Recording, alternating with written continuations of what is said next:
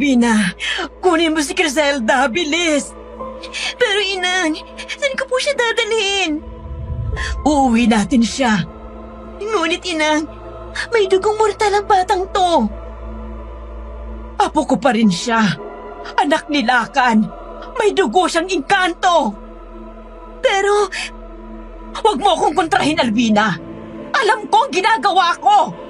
Ibigay mo sa akin ang bata. Hindi mo makukuha ang apo ko. Hindi ako makapapayag na ikaw ang maghari dito sa kagubatan. Inalagaan ito nila ka ng buong buhay niya. Hindi ako papayag na dumanak ang dugo sa sagradong gubat na to. Kilala kita, matanda ka. Alam ko ang plano mo, kaya kinuha mo ang batang yan. Siyang ipapalit mo sa anak mo bilang tagabantay ng gubat na ito. Ako ang masusunod at wala kang magagawa dahil yon ang naitakda. Ang anak ng naunang tagabantay ang magmamana ng kanyang tungkulin. Hindi ako makapapayag. Mamamatay kayong lahat. Hanggang dito na lang ang paghahasik mo ng kasamaan, Kalom! Umihip ang hangin. Kumalo ang lamig at init dito. Nabalot ng dilim ang kagubatan. Sa pagwawakas ng kapangyarihan ng tinaguriang mabagsik na aswang na si Kalom, nabulabog ang mga hayop sa gubat, kasabay ng pagpataw ng sumpa ni Inang sa aswang.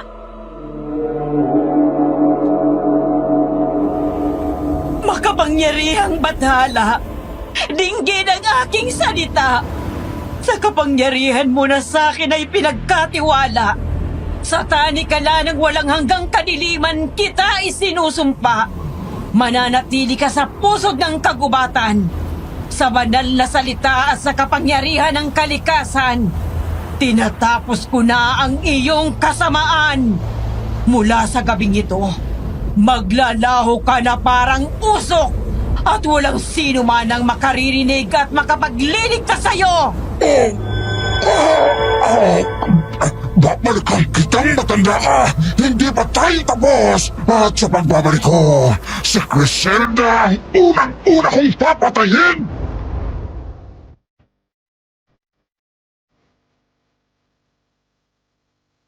Alas 6:39 ng gabi. Habang naghihintay ako sa asawa ko na nagluluto ng sisig na isa sa pregnancy cravings ko, naisip ko na simula ng liham ko para sa inyo. Dear Aswang Diaries and Madam Venus, kumusta na po kayo?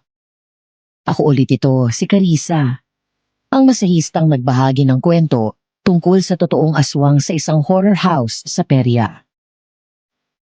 Nangako ako noon na susubukan kong kumbinsihin ang kakambal ko na si Criselda na magpadala ng liham sa inyo. Pumayag naman siya. Kaya lang, ako na daw ang magsulat at magsalaysay sa inyo ng kwento niya. Kaya eto na, sisimulan ko na. Nang paghiwalayin kami ni Ninang Susan at Lolo Senyo noon, matapos akong maaksidente, hindi ko alam na mas naging malaki ang banta sa buhay ni Criselda. Matapos siyang ibigay ni Lolo Senyo kay Inang, ang lola namin, isang aswang ang dumating at sinubukang agawin si Criselda. Ang dalawang aswang na nakalaban namin ni Marcos ay mga tagasunod lang pala ng mga totoong kalaban. Hinarap ni Inang ang aswang at ikinulong sa pinakamadilim na bahagi ng kagubatan. Mula noon ay tuluyang natahimik ang buong baryo Malinaw. Hanggang sa dumating nga ako doon at nabuhay si Lirio at ang aswang na pumatay kay Lolo Senyo. Nang mamatay sila, inakala namin na tapos na ang lahat. Ngunit yun lang pala ang simula ng mas nakakatakot at mas malaking peligro sa mga buhay namin. At nagsimula ang lahat ng dumating doon sa baryo Malinaw, ang rich kid at hunter o mga ngaso na si Francis. Ang mga susunod na eksena ay hango sa mga nasaksihan kong pangyayari at salaysay ng mga taong kasama sa kwentong ito.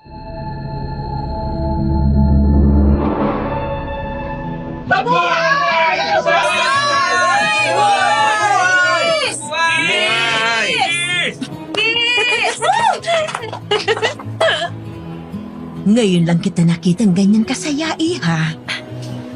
Masaya naman po talaga ako para kay Carissa. Mula nang bumalik siya, nawala yung bigat sa damdamin ko. Kaya naman natutuwa ako sa inyong dalawa. At sana dumating na rin ang binatang magpapaibig sa'yo.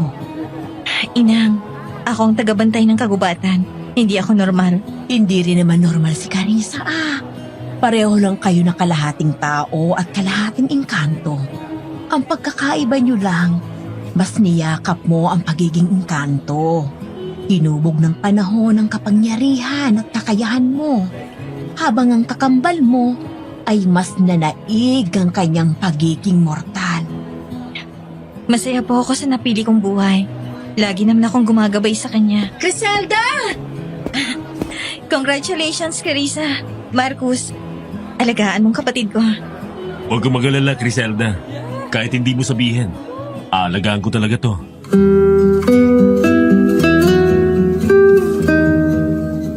Nang matapos ang picture taking sa simbahan, lumabas ang mga bisita para doon hintayin at salubungin ang bagong kasal. Malakas na nagsigawan at nagpalakpakan ng mga dumalos sa kasal namin at naghagis ng mga konfeti. Muli naming hinalikan ni Marcos ang isa't isa habang walang tigil ang palakpakan at sigawan ng lahat. Hanggang sa matigilan kami ni Criselda at Inang nang biglang magbago ang tunog ng kampana sa simbahan. Criselda? Anong nangyayari?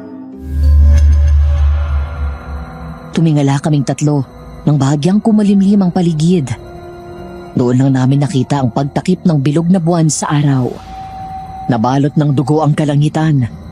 Kasabay ng pag-ihip ng malamig na hangin ay nakita namin na nagliparan ng mga ibon na parabang aligaga ang mga ito.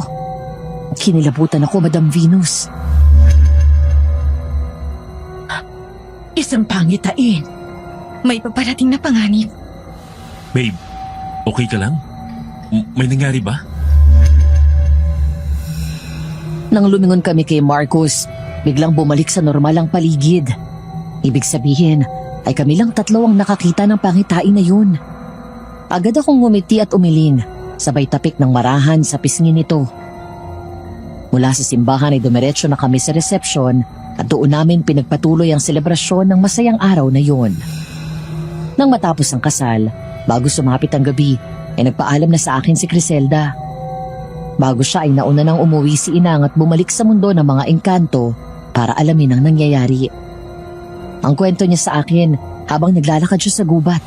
Nakaramdam siya ng panlalamig at gumapang ang kilabot sa buong katawan niya. Hanggang sa may narinig siyang tinig ng isang lalaki.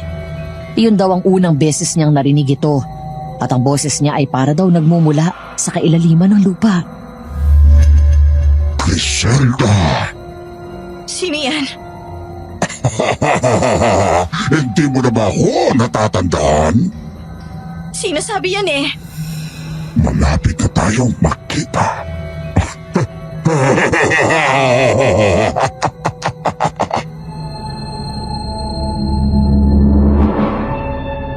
Muling lumingon si Criselda sa paligid, ngunit wala siyang nakitang ibang tao doon. Kaya naman nagpatuloy siya sa paglalakad. Nang makarating siya sa lagusan papunta sa kanilang mundo, muli siyang lumingon sa paligid bago tuluyang pumasok doon. Kinabukasan, dumating naman sa Baryo Malinaw si Francis, ang isa sa anak ng pinakamayamang pamilya sa bayan namin at malapit na kaibigan ng asawa ko. Habang nasa kotse, ay panay ang tingin sa labas ng sasakyan. 20 taon na ang nakalilipas mula nang mag-migrate sila sa Amerika ng pamilya niya. 5 years after nila umalis, ay nagbakasyon silang mag-ina dito. Yun ang huling beses niyang nakita ang bayan na yun. 2 linggo na ang nakakalipas nang dumating siya sa Pilipinas at namalagi sandali sa Maynila bago umuwi doon. 19 years old ako mula nang huling punta ko dito nung nagbabakasyon kami ni Mami ng 1 buwan. After 15 years, hindi pa rin nagbabago dito. Maganda, tahimik pa rin. 2 dekada ka rin palang hindi nakauwi dito, no? Tama ka. Maganda pa rin ang bayan na ito. Pero tahimik. Hindi kailanman natahimik ang baryong ito. Anong ibig mong sabihin? Mahirap para sa iyo na paniwalaan dahil lumaki ka sa ibang bansa. Pero maraming kababalaghaan na nangyayari dito. Gaya ng ano? Basta't mas-asan ba't malalaman mo rin. Siya nga pala, maiba tayo. Naalala mo pa ba si Marcos? Yung kaibigan mo nung bata ka pa. Yung kapitbahay natin. Oo naman, Kuya Bart. Friends kami ni Marcos sa FB. Madalas din kaming mag-usap doon. Kinasal na siya, di ba? Alam mo na pala. Oo, kahapon lang. Dumalo pa nga ang mami mo. Sayang lang at hindi mo naabutan ang kasal niya. Oo nga po eh. Pero nangako naman po ako sa kanya na babawi ako pagdating ko dito. Kung hindi lang naging busy sa negosyo sa Maynila, inagahan ko ng uwi ko dito.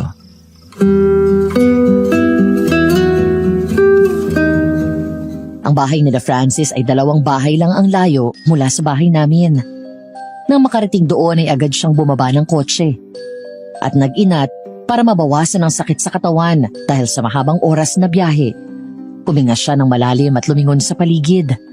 Napangiti si Francis nang makita ang bundok na harap lang ng kanilang bahay.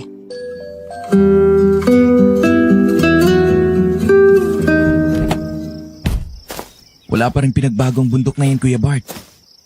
Napakaganda pa rin. Hanggang ngayon, alam mo, fascinated pa rin ako sa mga bundok at gubat. Parang palaging may humihila sa akin at niyayaya akong pumasok dyan.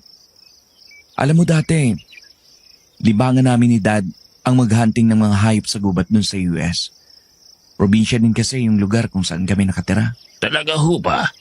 Abay, mga ngaso rin pala kayo. Oo nga, naalala ko na. Niyayaya pa ako ni Sir noon ng mga aso sa kabilang bundok. Kuya Bart, samahan mo ako ha. Gusto kong pumasok sa gubat na yan at mga aso. Ay naku, Sir. Yan ang huwag na huwag mong gagawin. Hindi ordinaryo ang gubat na yan. Ito ang sinasabi ko sa iyo kanina na hindi matahimik ang baryo na to dahil sa mga kababalaghan na nangyayari dito. Anong ibig ninyong sabihin? Ang gubat na yan ay pinaniniwalaan na pinamumugaran ng mga aswang at engkanto. Ang sino mang pumasok dyan at lumapastangan sa kalikasan ay hindi nakakalabas ng buhay. Kuya Bart, kaliwat kanan na ang mga naiimbentong technology. Naniniwala ka pa rin dyan? Hindi mo na ba naaalala ang nangyari nun sa'yo? Nung nagbakasyon ka dito, may nangyaring kababalaghan sa'yo nung pumasok ka dyan. Kababalaghan? Hindi eh. May nangyari ba? Tsaka sigurado akong hindi pa ako nakakapasok dyan sa loob ng gubat. Ang mabuti pa ay pumasok ka na sa loob at para makakain ka na. Hi, Sir Francis! Ay, welcome back po! Ate Babet! Long time no see. Ako, Sir! Binatang-binata ka na! Ang pogi-pogi mo! Salamat ate. Ay, pasok na po kayo. Naghanda ako ng masasarap at paborito niyong pagkain. Talaga? Sakto. Nagugutom na rin ako. Sino yon?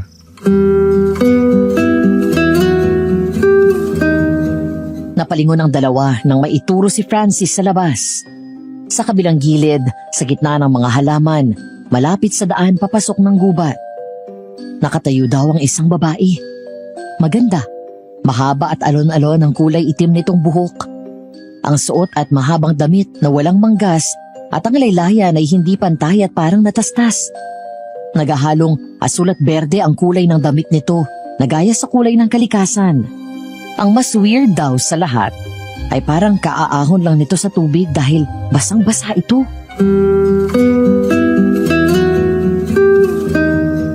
Sino? Ayun oh. Yung babae sa kabila. Malapit sa gubat. Wala naman ah. Oo nga, Sir. Wala namang tao dun sa kabila. At ibaba mo yung kamay mo at baka kung anong maituro mo. Paanong wala? Ayun nga siya oh. Nawala yung babae. Ay nako, Sir. Halika na nga sa loob at kinikilabutan naman ako sa iyo.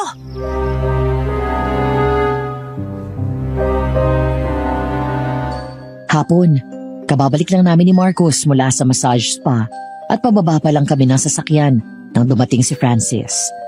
Tumayo pa ito ng matagal sa harap ng gate habang nakatingin sa daan papasok ng gubat. Hindi agad siya nakilala ng asawa ko.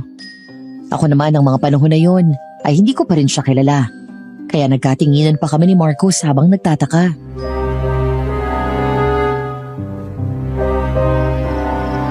mo siya, babe? Ewan, hindi... Teka, parang pamilyar siya.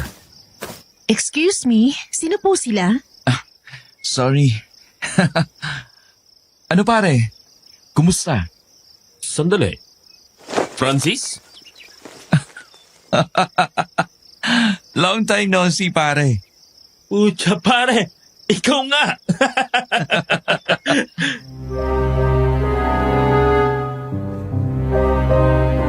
Tumakbo palabas ng gate si Marcos at tuwang-tuwa ang dalawa na nagyapos. Para mga bata silang tumalon-talon habang umiikot. Pagkatapos nag-high five ng malakas.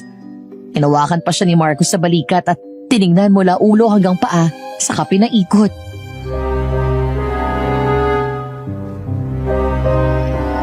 Hindi kita nakilala. Para namang hindi mo ako nakikitang nagpo-post ng picture sa social media. Oo nga, pero ibang-iba ka sa personal. Pumuti ka dun ah. Dati nugdug ka eh. Paano ba naman? Ilang buwan lang mainit doon. Tapos autumn, winter, at spring, malamig. Lalo na kapag winter. Sino hindi puputi? All year round para kang naka-aircon 24/7. Welcome back pare. Thank you. Finally, namiss ko dito sa probinsya natin. May bala ka pang bumalik doon? Hindi ko alam. Kailangan kong tutukan ng negosyo dito eh. Napapabayaan na ni Mami dahil umihina na rin ang katawan niya. Babe, pumasok kayo at dito na kayo magkwentuhan habang nagluluto ako ng hapunan. Sige babe. Siya nga pala, pare. Mrs. ko si Carissa. Babe, si Francis. Kababata ko. Nakilala ko siya nung mawala na kayo ni Criselda dito sa atin. Hi, Francis. Nice to meet you. Same here. Wait. Hindi ikaw yun eh. Sigurado ako. Pero, kamukha mo siya. Anong ibig mong sabihin? Kaninang umaga, nung makarating kami dito, may nakita akong babae. Kamukha niya. Pero alam ko hindi siya. Doon siya nakatayo sa may bukana ng gubat. Nakatingin pa nga siya sa akin eh. Anong suot niya? Mahabang damit na sleeveless tapos ang laylayan ay hindi pantay. At parang punit-punit tapos parang blue-green yung kulay. Tapos, basa ang buong katawan niya. Parang kaaahon lang niya sa tubig. Ang weird nga eh. Kasi parang may mga nakakapit sa katawan niyang baging ng puno.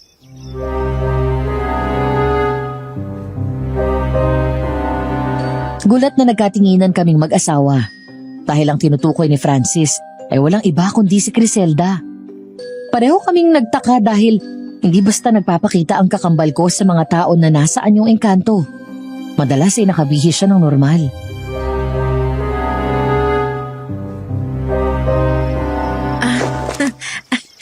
Kakambal ko yun. Kambal? Oo. Ano kasi, di ba may nadaanan ka ng period dyan? Dyan siya kasi nagtatrabaho. Engkanto kunwari siya, kaya ganun. Hayaan mo. At ipapakilala ka namin kapag dumalaw siya dito. Tara, doon tayo sa loob. Thank you. Congratulations pala. Sorry, hindi ako umabot sa wedding ceremony ninyo. Eto, pambawi. Chocolates. Tsaka may iba pang imported na blata dyan, tsaka alak. Uy, Black Label. Sarap nito. Inumin natin bukas ng gabi para wala akong pasok bukas sa trabaho. Thank you pare ha. Sige, kumusta pala si Tita Susan? Wala na si Mama pare. Oh. Nung 2021 lang. Isa siya sa na-infect ng COVID. Nadali ng gusto yung lungs niya kaya ayun, hindi kinaya. Kaya nga na-delay ng higit 1 taon yung kasal namin dahil sa nangyari. Naghintay pa kami ng babang luksa. Sorry to hear that, pare. Pasensya ka na, hindi ko nabalitaan man lang kahit sa Facebook. Ayos lang.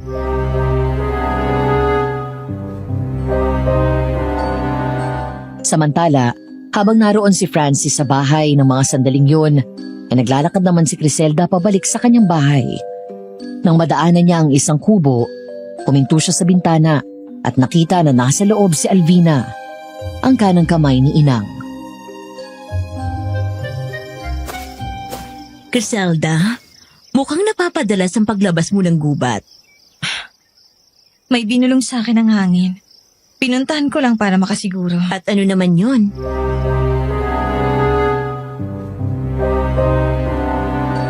Matalim daw ang tingin na sinagot sa kanya ni Alvina. Kilala ko ang babaeng yon, Madam Venus. Noong dinala ako ni Griselda sa kanilang mundo para magpagaling, doon ko siya nakilala. Isa si Alvina sa tutol sa pananatili ko doon na parang wala akong karapatang pumunta doon. Sa una pa lang ay hindi na panatag ang loob ko sa kanya. At ang balita ko ay palagi silang nagkakabangga ni Griselda. Hindi mo na kailangang malaman pa. Nasaan si Inang? Bumalik sandali sa atin, kaya ako ang inutusan niya na magbantay dito sa kanyang kubo. Sige, salamat. Suot ang kanyang full hunting outfit. Bumaba mula sa kwarto niya sa second floor si Francis. Dala ang hunting rifle at isang bag na may laman na mga ekstrang bala. Nagtataka na sinundan siya ng tingin ni Babette at Kuya Bart hanggang sa maupo ito sa harap ng hapagkainan. Baliwala naman ang umiti si Francis sa dalawang kasama sa bahay at nagsimulang kumain.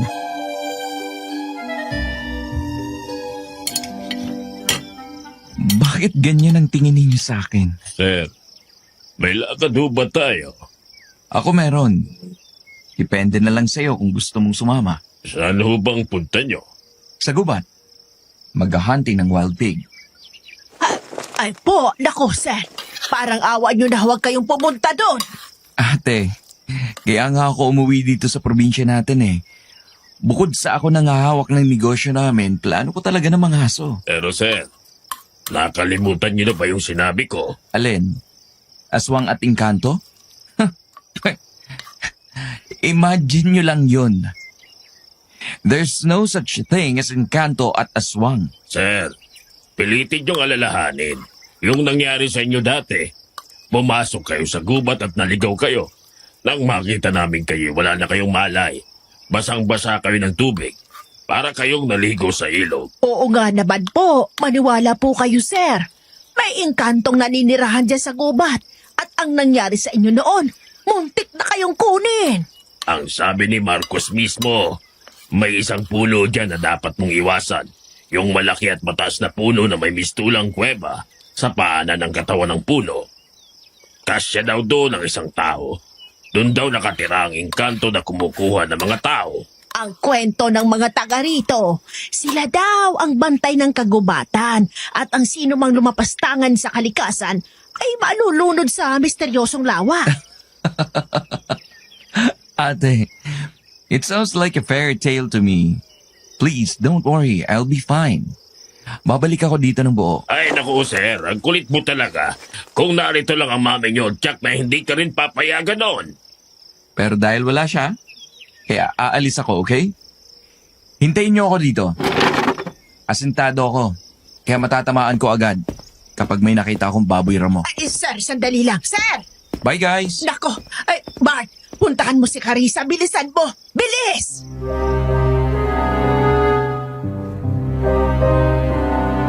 Sa pagpasok pa lang ng binatang yon sa gubat ay nakamasid na si Griselda. Sa likod ng mga halaman at puno ay nakakubli siya.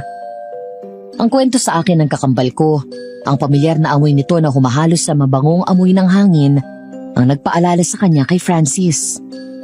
Lihim nang umiti si Griselda habang pinagmamasdan siya. Ang laki na ng pinagbago nito sa mga nakalipas na taon. Nang makilala ko ng personal si Francis at ilarawan siya ng kapatid ko, ang una ko agad naisip ay para siyang ang karakter sa pelikula na Superman, si Clark Kent. Medyo kulot ang buhok na itim, matangkad, mapusyaw ang kulay ng balat nito. Matikas ang pangangatawan at may suot na black-rimmed eyeglasses. Siya nga. Siya nga yun. Patuloy na lihim na sinundan ni Griselda si Francis. Sa kakalakad nito ay tuluyan siyang napadpad sa pusod ng kagubatan, sa isang bahagi na madilim at masukal. Malalaki ang mga punong kahoy at ang mga dahon at sanga ay mayayabong.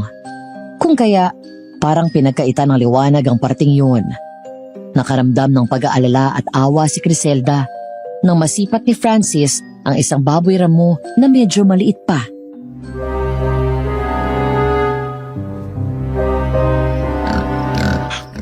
Ayun,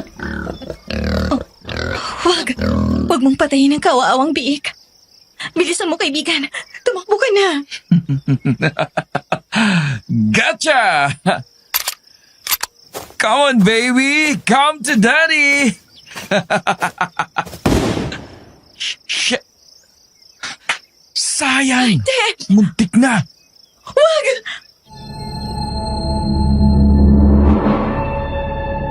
Muling inasinta ni Francis ang baboy ramo na mabilis na tumakbo sa isang napakalaking puno. Ang kwento pa sa akin ni Criselda. Natigilan si Francis nang makita ang isang kakaibang puno. Dahil bukod sa malapad ang katawan nito, ay parang may mga lumot at baging sa katawan ng puno.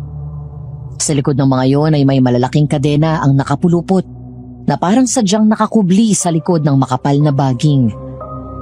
Ang masayang pagmamasid ni Criselda sa binata ay napalitan ng takot at pangamba nang itaas nito ang baril at asintahin ang isang puno na iniiwasan ng kahit sinong engkanto.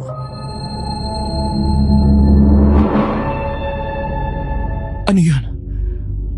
Bakit may kadena ang puno? Hindi! Huwag! Lumayo ka dyan! Ayun ulit siya. Sunod-sunod na nagpaputok si Francis at sinundan ng tinakbuhan ng baboy ramo hanggang sa dumaan ang baboy ramo sa likod ng puno na may kadena. Hindi sinasadya na tinamaan nito ang mismong kadena ng 2 beses at tuluyan yung naputol at nahulog sa lupa. Nagulat si Francis nang biglang yumanig ang lupa kasabay ng paglipad at malakas na sabay-sabay na huni ng mga ibon. Matapos yon ay umalingaw-ngaw sa buong paligid ang nakakakilabot na tawa ng isang demonyo.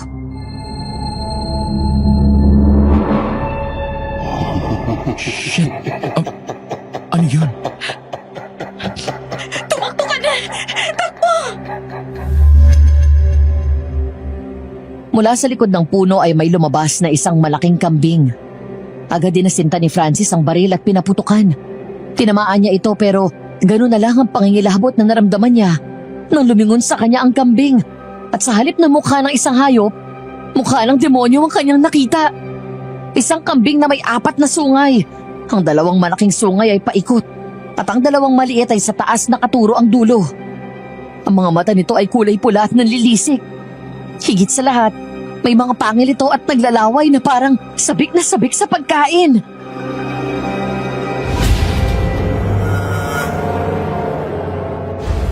Nakalaya rin ako sa wakas.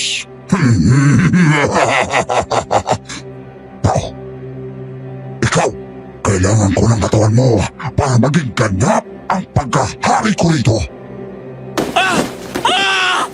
Demonyo! Dali niyo siya sa akin! Madali kayo!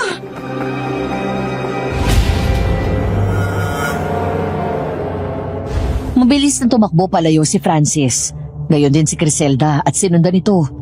Habang tumatakbo ay agad siyang bumulong sa hangin para mailigtas ang binata. Umihip ang malakas na hangin habang hindi namamalayan ni Francis na tumatakbo na siya patungo sa direksyon ng hangin.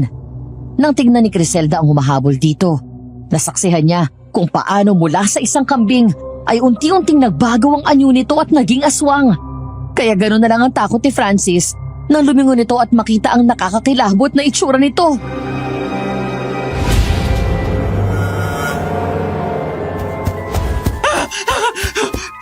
Tulong! Tulungan niyo ako! Shit! Bakit ba hindi na lang ako naniwala kay na Ate Babette?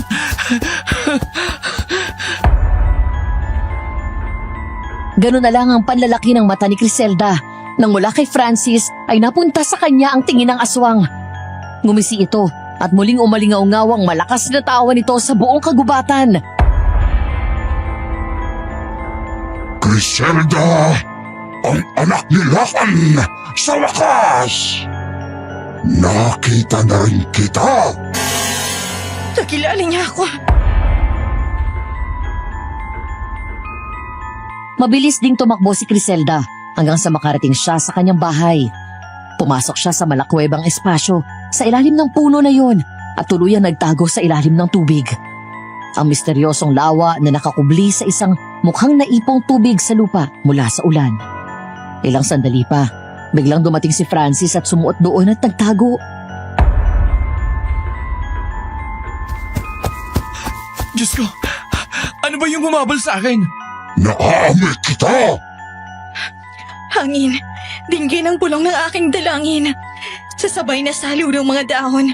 Sa pag-ihip ng hangin, lansin ang kanyang isipan at ikubli sa panganib na dala ng aswang. Sino yung nagsalita? Teka, baka wala na yung demonyong yun. Lalabas na ako.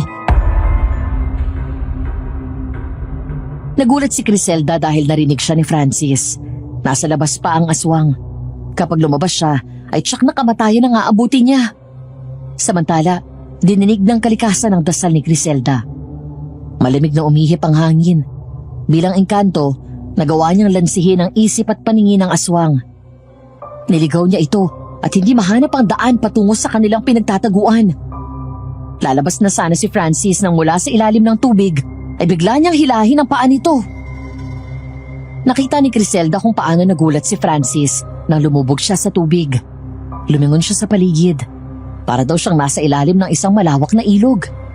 Malalim yon at hindi lupa ang kanyang naaaninag sa baba kung hindi kadiliman. Hanggang sa natigilan si Francis nang umahon mula sa ibaba ang isang babae. Ang babaeng nakita niya kahapon sa labas ng kanilang bahay. Ang babaeng may maladiwatang kagandahan. At sa kanyang isipan, narinig ni Francis ang maganda at malamyos na tinig niya.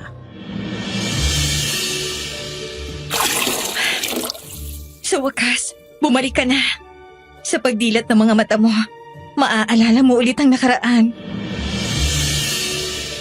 Ang kwento sa akin ni Francis, natagpuan na lang daw niya ang sarili niya at bumalik sa nakalipas noong 19 years old pa lang siya. Naglalakad papasok sa gubat at sinundan ang nakita nitong pusa na tumakbo doon. Nang tumakbo ulit ang pusa ay hinabol yun ni Francis hanggang sa makarating siya sa mataas na puno. May espasyo sa ilalim nito na parang kuweba. Papasok daw siya doon nang pigilan siya ng isang batang babae. Huwag kang pumasok dyan! Bakit naman? Ang cool nga eh. Hindi mo ba alam? Ang ilalim ng gubat na ito ay isang malalim na lawa. At itong puno na ito ay lagusan papunta sa mundo ng mga engkanto at aswang. Are you serious? Hindi naman totoo yun eh. Totoo yun! Itong gubat na to, hindi siya gaya ng ibang gubat. Maraming hiwaga dito. Maraming aswang na naninirahan dito. Paano mo nalaman? Dahil engkanto ako na may lahing tao. At ako nagbabantay dito sa gubat. Dalagita ka na. Pero isip bata ka pa rin. Ay, ang kulit naman! Umuwi ka na. Baka mamaya hinahanap ka na ng nanay mo eh. Sabi nang dito ako nakatira eh. Teka, anong pangalan mo? Francis, ikaw, Criselda. ano ba kasing nandito sa ilalim? Wag!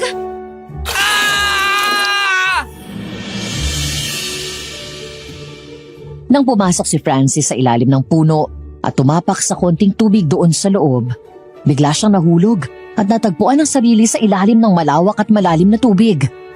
Sa takot niya ay bigla siyang lumangoy pataas, pero parang may puwersang humihila sa kanya sa ilalim ng tubig. Hanggang sa biglang dumating si Criselda at hinila siya pataas sa katinulungang makaahon. O ano, naniniwala ka na? Oo, naniniwala na ako. Pero, bakit may puwersang humihila sa akin? Para akong nilulunod. Kung hindi ako dumating, malamang patay ka na. Ang sino mang nauhulog dyan, kinukuha ng mga engkantong nakatira sa ilalim ng lawa. Mabuti na lang napakiusapan ko sila. Ay, pero dapat hindi mo natuklasan yon. Tsaka napagagalitan ako ng inang kapag kumalat to sa buong baryo. Wala akong pagsasabihan, promise. Pikit mo mga mata mo. Sa pagising mo, wala kang maaalala. Ha? Sandali lang. Hoy, Criselda! Nang mga sandaling nananaginip si Francis, Naroon na kami sa kwarto niya. Nang humahangos na dumating si Kuya Bart sa massage parlor at sinabi na nagpunta siya ng gubat. Nagmamadali kaming sumunod sa kanya. Pagpasok ko pa lang ng gubat ay narinig ko na ang tinig ni Criselda. Tinatawag ako. Sinundan ko ang pinanggagalingan ng boses ng kapatid ko at dinala kami sa misteryosong puno. Nakita namin na walang malay si Francis habang basang-basa ang buong katawan nito. Pinagtulungan ni Kuya Bart at Marcos na iuwi siya sa bahay namin at mula noon ay hindi pa ulit siya nagigising.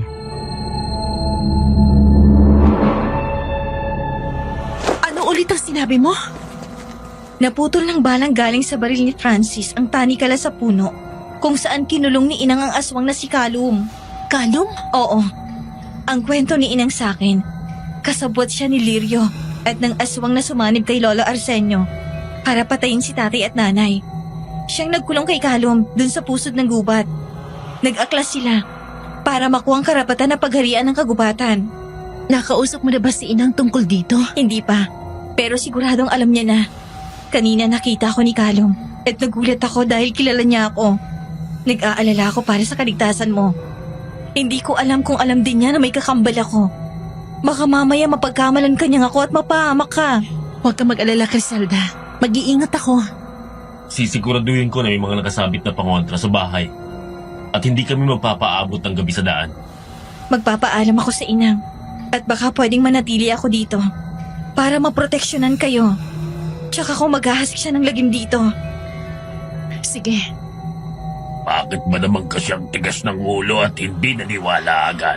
Ganun talaga. Laking Amerika yan.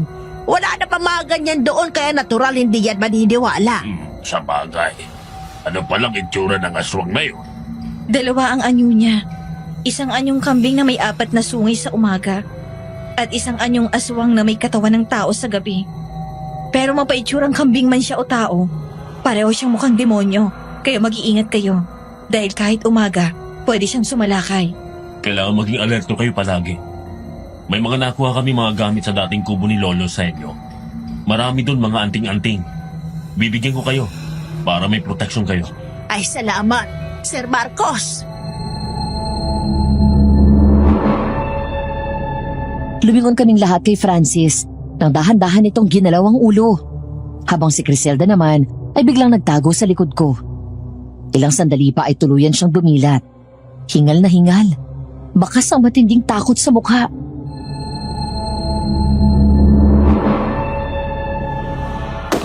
Aswang! May aswang! Kuya Bart, nakita ko yung aswang. Hindi, mali. Hindi siya aswang, demonyo. Umalma muna kayo. Ligtas na po kayo. Yung babae, nakita ko. Yung babae sa tubig. Si Criselda. Tama, Carissa, yung...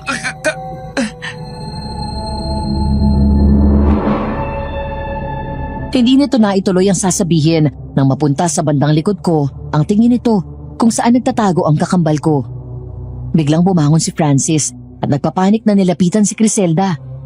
Pagkatapos ay hinablot niya ito sa magkabilang balikat at niyog-yog. Sino ka ba talaga? Ano ka ba? Anong meron sa gubat na yon? Anong ginawa niyo sa akin? Pare, relax. Si Criselda yan. Hindi siya kaaway. Kumalma ka. Ipikit mo ang mga mata mo, Francis. Pakalmahin mo ang isip at puso mo.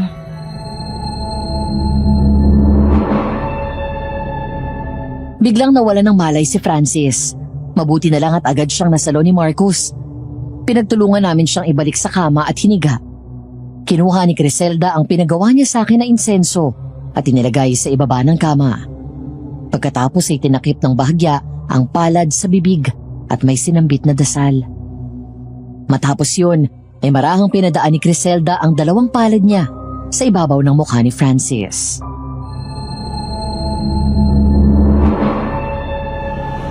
Pinatulog ko siya ng mahimbing para kumalma siya. Nabigla lang si Francis sa mga nangyari. Ayos ka lang ba?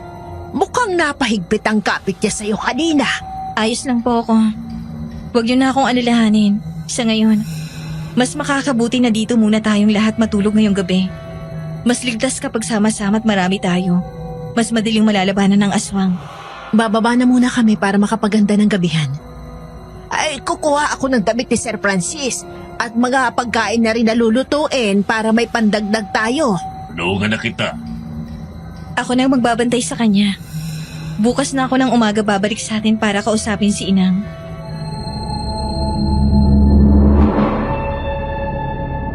Kinaumagahan, habang kami ni Marcos ay pumasok sa trabaho, naiwan naman sa bahay si Criselda at Francis, kasama ang kasambahay namin. Habang si Ate Babette at Kuya Bart ay bumalik sa bahay nila Francis para magtrabaho at lagyan ng mga pangontra ng aswang ang mga bintana at pinto. Si Criselda naman ay nasa hardin, nakaupo at nakapikit habang pinapakinggan ang bulong ng hangin. Inang, mag-usap na lang po ulit tayo pagdating ko dyan. Gising na siya. Tumayo si Criselda at pumasok sa loob ng bahay. Pagdating sa kwartong tinulugan ni Francis, naabutan niya itong nakatayo na at nakasilip sa bintana. Kalmado na ito, hindi gaya kagabi na takot na takot. Huminga siya ng malalim at sumandal sa hamba ng pinto. Kumusta ang tulog mo? Criselda? Hindi ako si Criselda. Ako si Carissa. Limingon sa kanya si Francis nang nakakunot ang noo. Sa halip na sumagot agad, ay lumapit siya kay Criselda at tumayo sa harap nito na halos isang dangkal na lang ang layo sa isa't isa. Sa unang pagkakataon ayon sa kakambal ko, ay nakaramdam siya ng pagkailang. Kung paano siya tumitig ay parang hinuhukay ang pinakamalalim na parte ng puso niya. Habang ng mga sandaling yon, ang tumatakbo sa isip ni Francis ay ang tagpong naganap sa gubat. Sino mag-aakala na may makikita siyang napakagandang babae sa ilalim ng tubig? Sa gitna ng panganib, ang unang mukha na nagbigay sa kanya ng pag-asa ay si Criselda. Ang maganda, maamo at misteryosa nitong mukha. Hindi akalain ni Francis na siya ang batang babae na nakilala niya noon.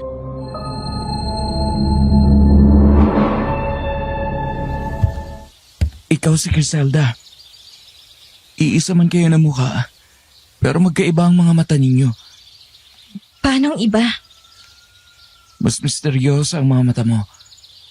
Pareho ng kulay ng lawa at kagubatan. Malalim. Parang ang hirap abutin. Mukhang maayos ng kalagayan mo.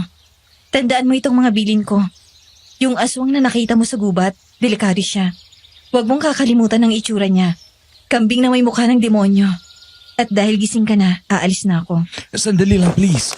Don't leave. Dito ka lang. Huwag mo akong iiwan. Babalik din ako agad mamaya. Kailangan ko lang bumalik sa amin para makausap ko si Inang. Bago ka umalis, may gusto lang akong itanong. Sige, ano yun? Yung umabol sa akin. Demonyo ba yun o aswang? Pareho.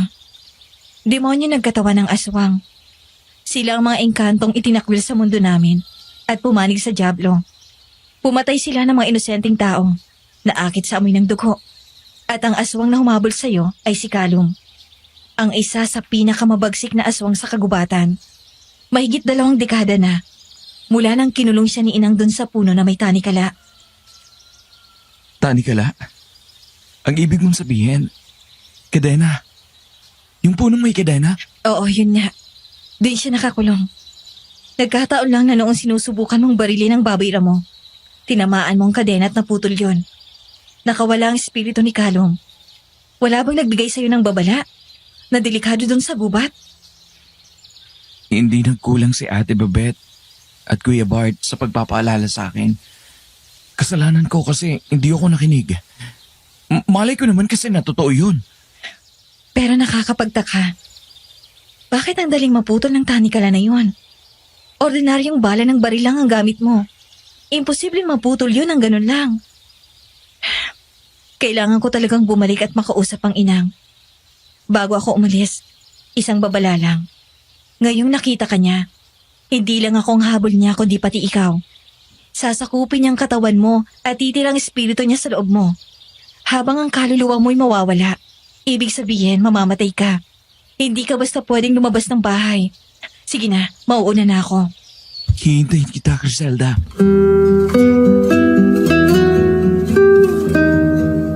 Tumingin daw si Criselda kay Francis at magaanong ngumiti.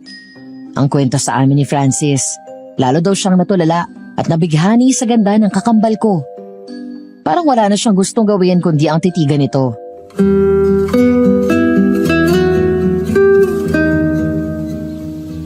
Bakit mo ako kailangang hintayin? Hindi ko alam. Hindi ko rin maintindihan sa sarili ko. Pero, naalala ko na ngayon. Doon sa gubat, niligtas mo ako na mahulog ako sa lawa. Sa lagusan ng engkanto at aswang. Binura mo ang alaala ko matapos yun. Pero, nakita ko na sa panaginip ko. Naalala ko na. Eto na yata yung sinasabi nila, Kuya Bart, na engkanto na ako. Hindi ko alam na magaling ka rin palang magbiro. Pero seryoso. Humihingi ako ng tawad sa gulong ginawa ko. Pasensya ka na kung hindi ako nakinig. Huwag mo nang isipin yon. Duda rin naman ako na basta na lang mapuputol yon ng isang ordinaryong bala. May kalakip na orasyon ni Inang ang tanikala na yon. El Francis, gising ka na. Oo, Halina po kayo sa kabilang bahay.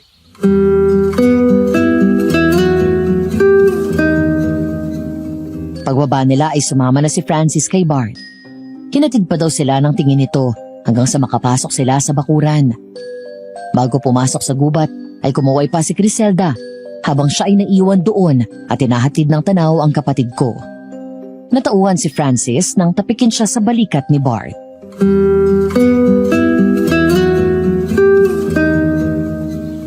Aba, sir. Mukhang tinamaan kayo kay Criselda. ganito ba talagang pakiramdam ng naengkanto? Para kong nahihibang? Nako, sir. Hindi ka lang naingkanto. Nagayuma pa. Halika na dito. Ikain mo lang yan.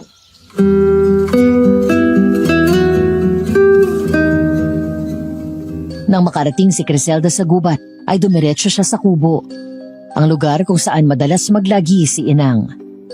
Kaya madalas siyang pagkamala na albularyo ng mga taong nagtatanong sa kanya.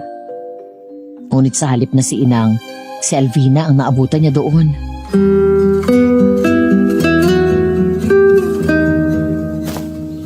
Oh, Criselda, kumusta ang pananatili mo sa mundo ng mga tao? Nasaan ang Inang? Bumalik na. Bakit? Wala. Tungkol ba kay Kalom? Sa kanya ko lang sasabihin ang pakay ko. Dahil sa kapabayaan mo, may nakapasok na naman na tao dito. At pinakawalan pa si Kalom. Dahil dyan ay hindi lang ang mga taong nasa peligro, kung hindi tayo ring mga engkanto. Sa tingin mo ba hindi ko alam yan? Kaya ako nga kakausapin si Inang para kumonsulta sa kanya. Isa pa, alam ko may nangyayaring hindi tama. Hindi ba satani ka lang ginamit doon ni Inang? Alam mo yan. Imposibleng maputol yun ng ganun lang. Anong ibig mo sabihin? May traidor sa lahi natin.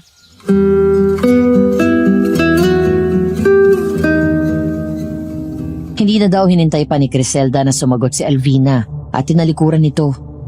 Dumiretso siya sa lagusan at bago tumawid doon ay lumingon pa sa paligid sa katuluyang pumasok at tuluyan siyang naglaho sa kagubatan.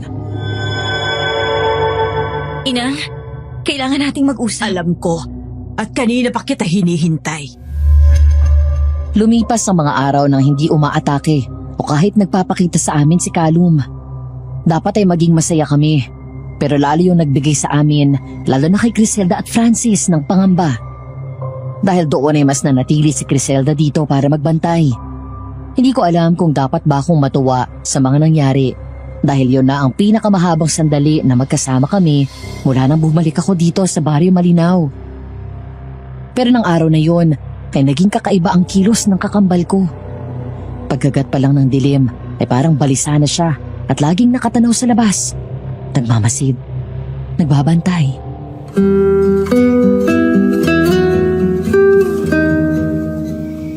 Criselda, Oh, hindi ka ba matutulog? hindi ba ako inaantok eh. Ikaw, Para namang hindi mo ako kilala. Walang eksaktong oras ang tulog ko at palaging nagpabantay. Magpapahinga ako kapag hiniling na ng katawan ko. anong ginagawa mo dito sa labas?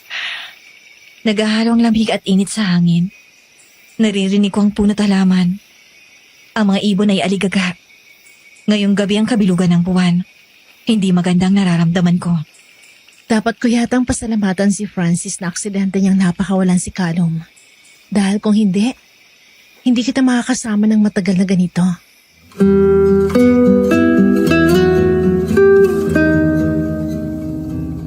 Natawa si Criselda, lalo na nang yumapos ako sa bewang niya at sinandal ang ulo ko sa kanyang balikat. Hinagod nito ang likod ko at marahang tinapik ang pisngi ko. Hindi na ito ulit kumibo at sa halip ay isang malalim na buntong hininga ang sinagot sa akin. Hanggang sa may naalala ko na ilang linggo na rin gumugulo sa isip ko.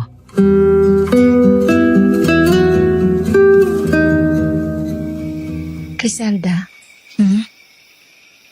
kahit kailan ba hindi mo naisip na bumalik dito sa labas ng gubat? Anong ibig mong sabihin? Ang ibig kong sabihin, yung mabuhay ka na parang normal na tao. Gaya ng dati noong buhay pa sila nanay at tatay. Carissa, iba noon at iba na ngayon. Binago ng malagim na gabing namatay si nanay at tatay ang takbo ng buhay ko. Isa pa, malaki ang responsibilidad ko. Akong tagabantay ng kagubatan. Habang buhay na obligasyon to. Ayon sa batas ng engkanto, maaari lang may humalili sa akin kapag patay na ako. Hindi man sapat ang kapangyarihan ko gaya mo, pero matalas pa rin ang pakiramdam ko. Naririnig kong sinasabi ng puso mo at huwag mong ikaila yun sa akin. Wala naman ako mapagpipilian eh. Ito ng buhay na binigay sa akin. Hindi ko na ito basta pwedeng talikuran. Nang makilala ko si Marcus at maikasal kami, na-realize ko na masarap ang may katuwang sa buhay. Yung may kasama ka. Yung matutulog at gigising ka na siya una't huling makikita mo. Oo, hindi madali ang buhay dito. Hindi palagi masaya. May mga oras na magkakatampuhan at mag-aaway kayo. May araw na sa sobrang inis mo sa kanya may tatanong mo sa sarili mo kung bakit siyang pinakasalan mo. Pero lahat ng yon ay parte para makabuo kayo ng magandang pagsasama. Hindi sayang na itinaya kong buhay ko sa piling ni Marcus. At bilang nag-iisang kapatid mo, gusto ko rin na makita kitang may normal na buhay. Oo, may dugo tayong engkanto. Pero may dugo rin tayong tao. Criselda, bumalik ka na dito. Mabuhay ulit tayo na parang normal. Gaya ng mga bata pa tayo. Hindi madaling hinihiling mo, pero aaminin ko. May mga pagkakataon na nakakaramdam ako sa'yo ng inggit. Lalo na't nakikita ko na masaya ka sa piling ni Marcus. Pero iba ng mundo ko. Ako mismong kakausap kay Inan. Pero hindi ganun ka... Oh, may parating na panganib. Ano? Pumasok ka na sa loob. Bilis! Ibigay mo sa akin ang binatang yon. Callum, Nasaan ang binatang nagpalaya sa akin? anong kailangan mo sa kanya? Carissa, pumasok ka na, bilis!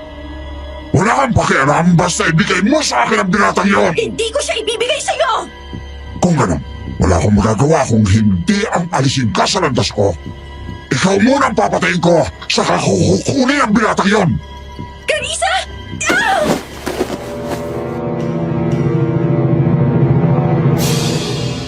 Mabilis akong umatras nang sumampas sa gate ang aswang at tumalon papasok ng bakuran. Bigla akong tinulak ni Criselda palayo nang sumugod sa amin si Callum. Agad nitong sinarado ang pinto. Saktong nalapitan siya ng aswang at sinunggaban sa leeg. Mula sa taas ay nagmamadaling bumaba si Francis. Pagkatapos ay kinuha nito ang itak na may pinahid na langis na inorasyonan at mabisang pangontra sa aswang.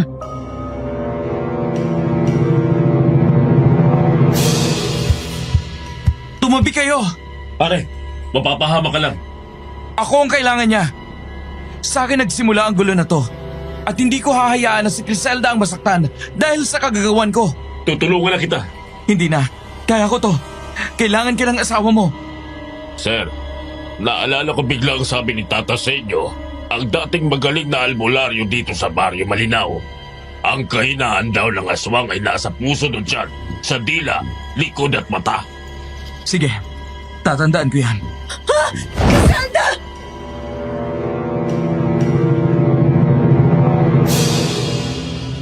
Labis na takot at pag-aalala ang naramdaman ko. nang makitang hinagis ng aswang ang kakambal ko at tumama sa pader. Doon biglang lumabas si Francis at matapang na hinanap si Callum. Ang kwento niya sa amin, naroon pa ang takot na nararamdaman niya pero nilabanan niya yon alang-alang kay Criselda.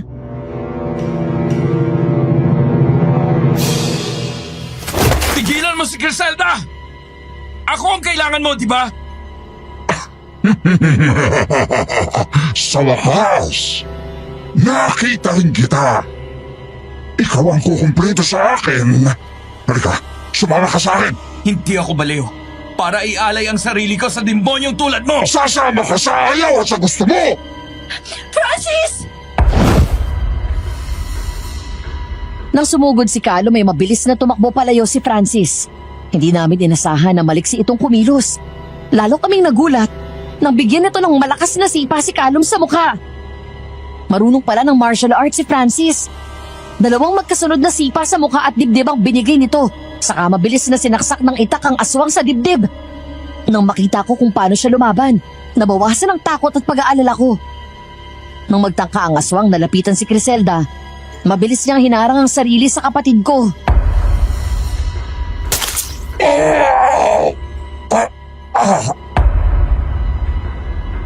Mabilis nitong sinuntok ang aswang sa tiyan at sinaksak niya ulit. Malakas na umangil ito at sumigaw matapos sumawak sa itak. Nakita ko mismo na bahagyang umusok ang mga kamay nito na parabang napaso ito kaya agad siyang napaatras. Humihingal na inalalayan ni Francis na tumayo si Criselda. Ayos ka lang? Oo, Kung sa tingin nyo ay madali nyo akong magagapi ng ganitong kadali, nagkakamali kayo!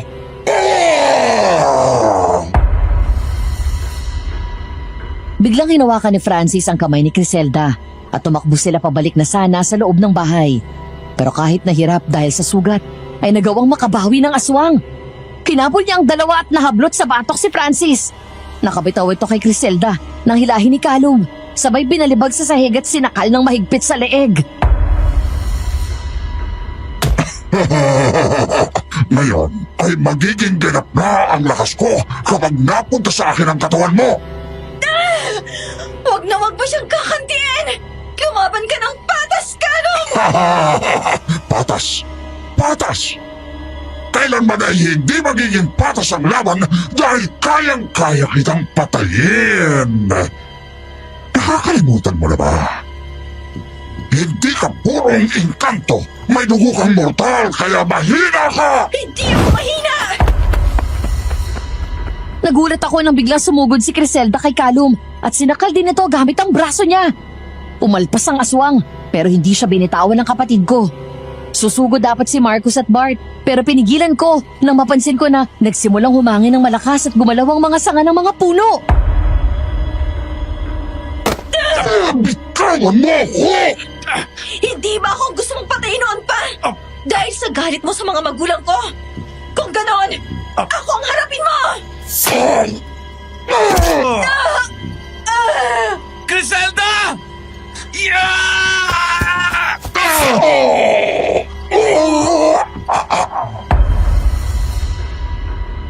Mula doon ay nakita namin na sumasambit ng dasal si Criselda. Sinaksak nito ang kakambal ko sa gilid ng tiyan gamit ang matalas na kuko. Kaya sinaksak din ni Francis ang aswang sa 2nd pagkakataon. Malakas na sumigaw si Callum at pumiglas. Nang magawa nitong makawala ay tila takot na takot ito at ang mamadaling tumalon palabas ng gate. Nang humarap si Criselda ay doon ko lang napansin ang sugat niya. Criselda! Nang gabing yon ay dumating si Inang at ginamot ang sugat ni Criselda. Kinaumagahan, nagpaalam siya na babalik sa gubat at hindi pumayag si Francis na umalis siyang mag-isa. Kaya hanggang sa gubat ay sinamahan siya nito. Nang umahon si Criselda mula sa mahiwagang lawa, ay iba na ang damit nito. Gaya noong araw na dumating siya sa bayan na yon, habang naglalakad sa kagubatan, hindi maalis ni Francis ang tingin sa kapatid ko.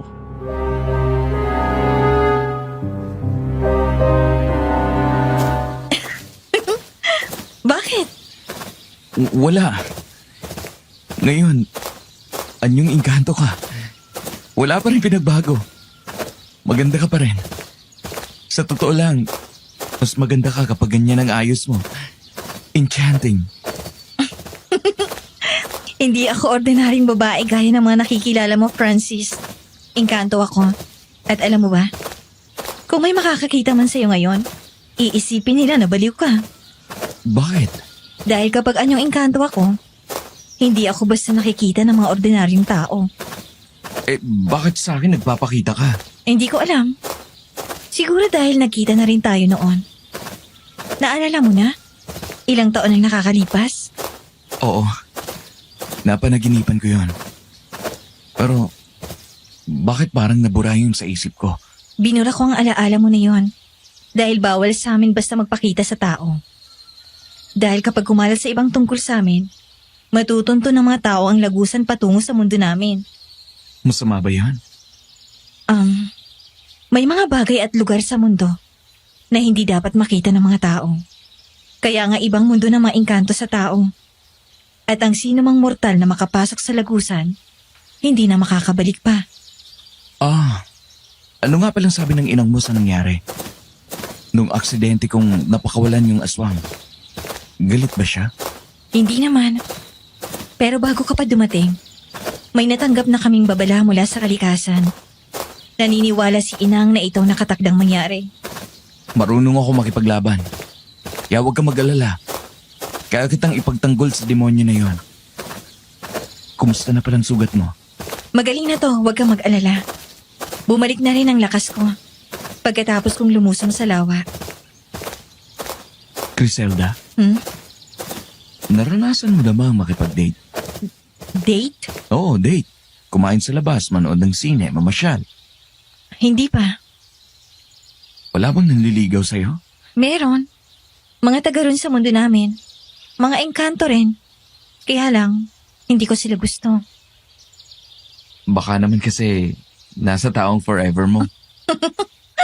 Sino namang tao yon? Ikaw? Oo.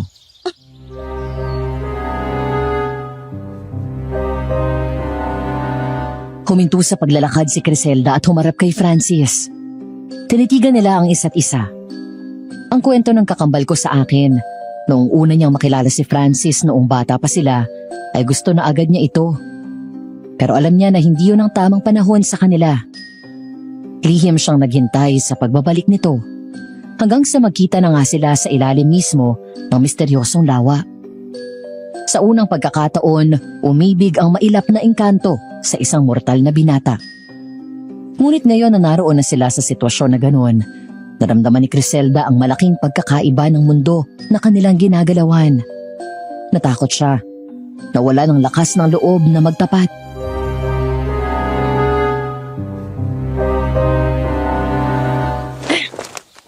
Magkaiba tayo ng mundo, Francis. Engkanto ako at tao ka. May dugong tao ka. Naikwento sa akin ni Carissa na sa mundo ng mga tao kayo pinanganak. At dito ka nanirahan hanggang noong 8 taong gulang kayo. Hindi ko makita ang pagkakaiba na sinasabi mo. Bakit si Carissa? Nagagawa niyang mabuhay na parang normal na tao. Kailan mo lang ako nakilala? Ang pinagsamahan natin noon ay maikling sandali lang. Pero bakit pakiramdam ko matagal na kitang kilala? Noong makita kita sa ilalim ng lawa, umibig na ako sa'yo. Kalokohan to, Francis.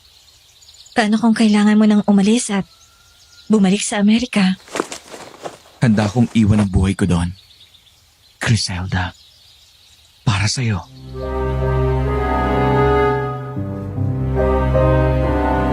Sasagot pa lang sana si Criselda nang may makakuha ng atensyon niya mula sa di kalayuan. Sa likod ng isang puno, naramdaman niya na may nagmamasid sa kanila. Saglit siyang nagpaalam kay Francis at nilapitan ito. Ngunit nang sumilip ay hindi niya natagpuan doon ang hinahanap. Ilang sandali pa ay naramdaman niya ito sa kanyang likuran.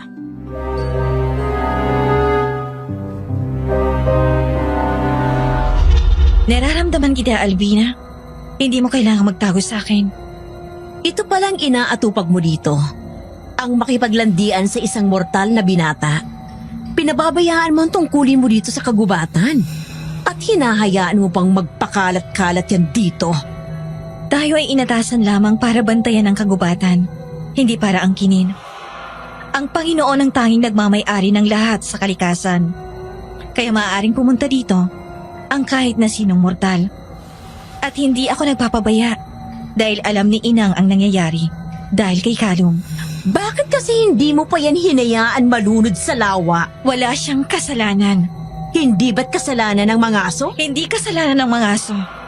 Huwag kang gumawa ng dahilan para muli tayong magtalo. Huwag mo akong pakikialaman, Alvina.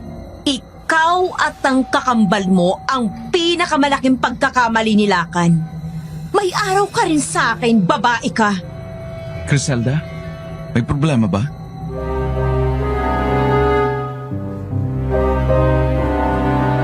Dahil hindi nakakita ni Francis si Alvina, ngumiti lang daw siya at umiling. Matapos yon ay iniwan na niya ito at nagpatuloy sila sa paglalakad. Nang makarating sila sa bungad ng kagubatan doon, ay pansamantalang nagpaalam si Criselda.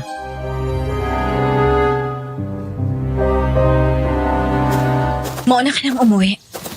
Ha? Bakit? Hindi ka sasama sa akin?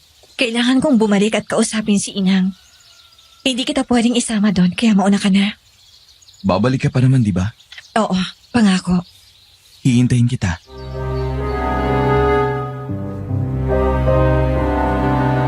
Gusto namin matawa ni Marcos kay Francis dahil hindi ito mapakali. Isang linggo na siyang palaging nakatambay sa labas. Ang trabaho sa negosyo ng kanyang pamilya ay hindi niya mabigyan ng atensyon ng husto dahil lagi nito iniisip si Criselda. Daig pa nito ang teenager na head over heels in love sa first girlfriend niya. Hindi ko na rin alam kung talagang na-love at first sight si Francis sa kakambal ko o talagang naengkanto ito. Gaya na lang ngayon. Buti na lang at weekend kaya maghapon na naman siyang hindi matahimik at hintay ng hintay. Oy pre, pumasok ka na dito. Baka mamaya matsyempohan ka na naman ang aswang eh.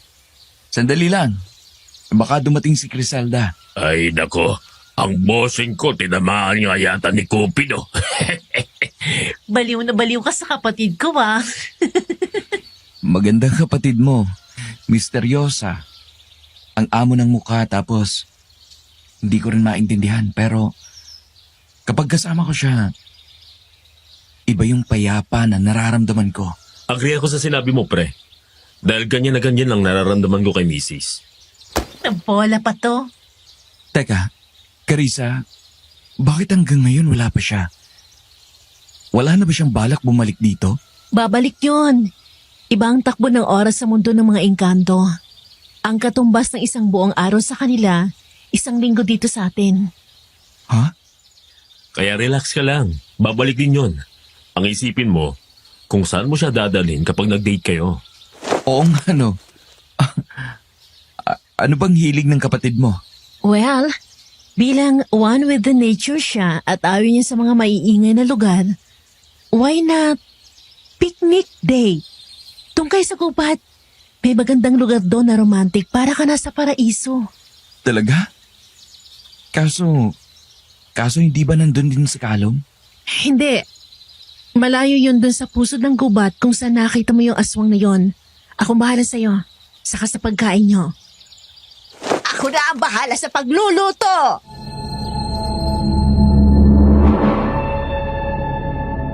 Ng mga sandaling iyon, habang napag-uusapan namin si Criselda, wala kaming kaalam-alam na naglalakad na ito sa gubat pabalik sa bahay. Nasaan yung engkanto pa siya nang biglang may kumalusko sa halamanan. At mula sa dilim ay biglang lumabas si Kalum. Napahinto si Criselda at dahan-dahang umatras, saka matalim na tinignan ng aswang.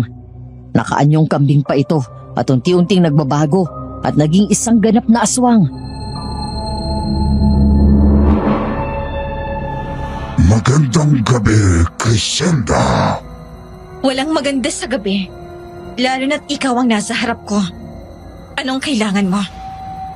Gusto kong makipagkasundo sa'yo. Makipagkasundo? Gusto mong maniwala ako?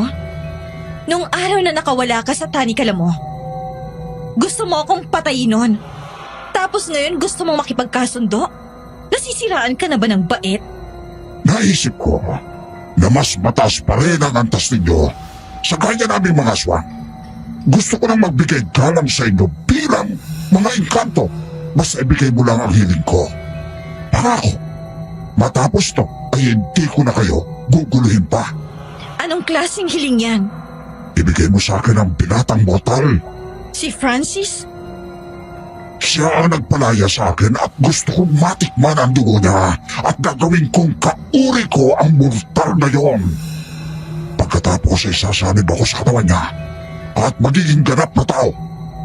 Nagsasawa na akong magtago sa katawan ng pesteng kambing na to. Baliw lang ang papayag sa gusto mo. Hindi ko ibibigay sa iyong binatang yon. Ibigay mo sa akin ang mortal na yon bago pa ikaw ang tuluyan kong patayin. Ah! Mabilis na tumakbo palayo si Criselda. Umiba siya ng direksyon sa halip na dumiretso ng uwi para hindi daw kami madamay. Ang hindi niya alam, noong mga sandaling yun ay nararamdaman ko nang nasa panghanib siya. Wala akong pinagsabihan maliban sa asawa ko. Samantala, ang kwento sa akin ni Criselda, habang tumatakbo siya palayo mula kay Callum, ay mabilis itong umakyat sa puno at tumalo ng mabilis sa bawat puno hanggang sa humarang ito sa daanan niya.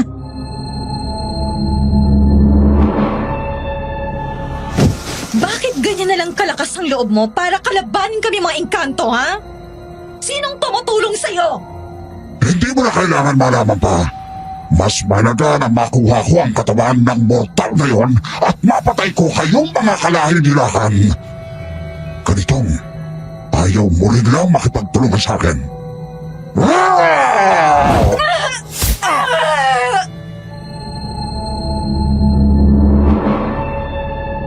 Naging mabilis at maliksi ang kilos ni Callum. Namalaya na lang ni Criselda na nakalapit na ito sa kanya at biglang sinunggaban sa leeg. Maigpit siyang sinakal nito.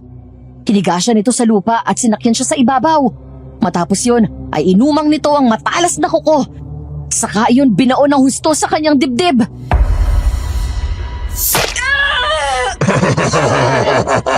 Ganyan na, sumigaw ka.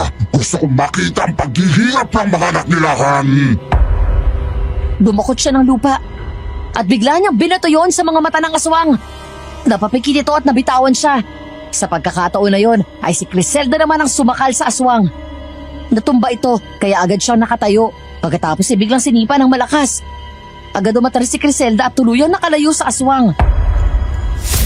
Nakakalimutan mo yata kung nasan ka, Callum! At kung sinong kinakalaban mo! Sumugod si Callum, ngunit bago pa siya nakalapit kay Criselda ay may puwersang pumigil sa kanya.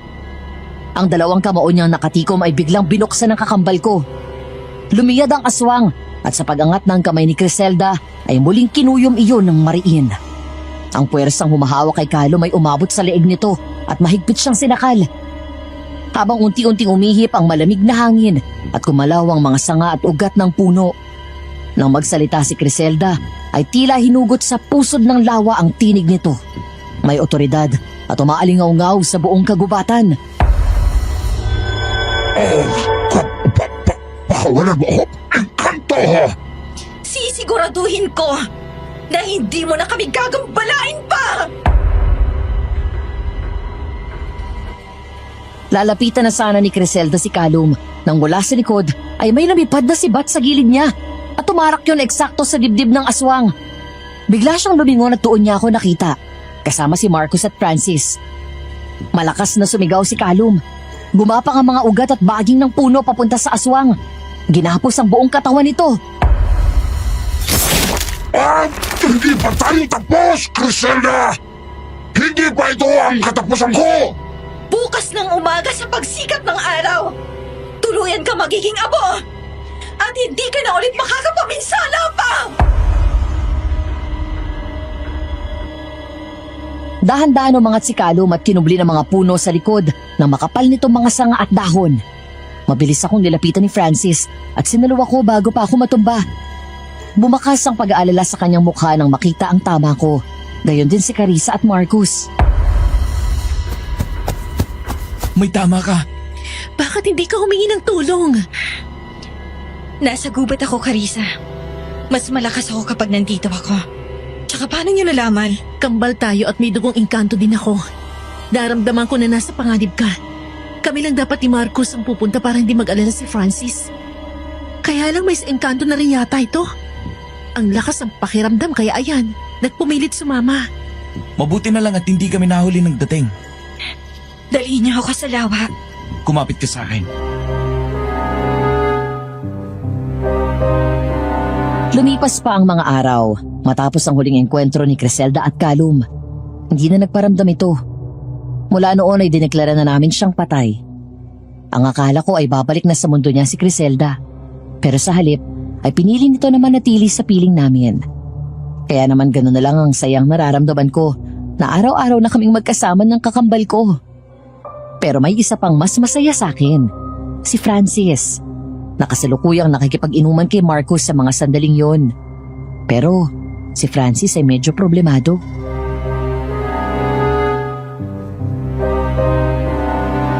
Ano bang problema, pare? Bakit ka naglalasing? Umihiram ako ng tapang sa alak, boy. Hindi ko kasi alam kung paano magtapat kay Criselda. Problema ba yun? E di sabihin mo, Criselda, mahal kita. Para naman ganun kadali yun. Ano bang kinakatakot mo, ha? Baka mamaya kasi ako lang may gusto sa kanya. Alam mo ang ginawa ko sa misis ko, kaya ako nakuha, ha? Dinala ko sa perya, tapos sumakay kami sa Ferris wheel. Pagkatapos, inalikan ko na lang. Tapos niyaya ko siya maging girlfriend ko. Ganun lang.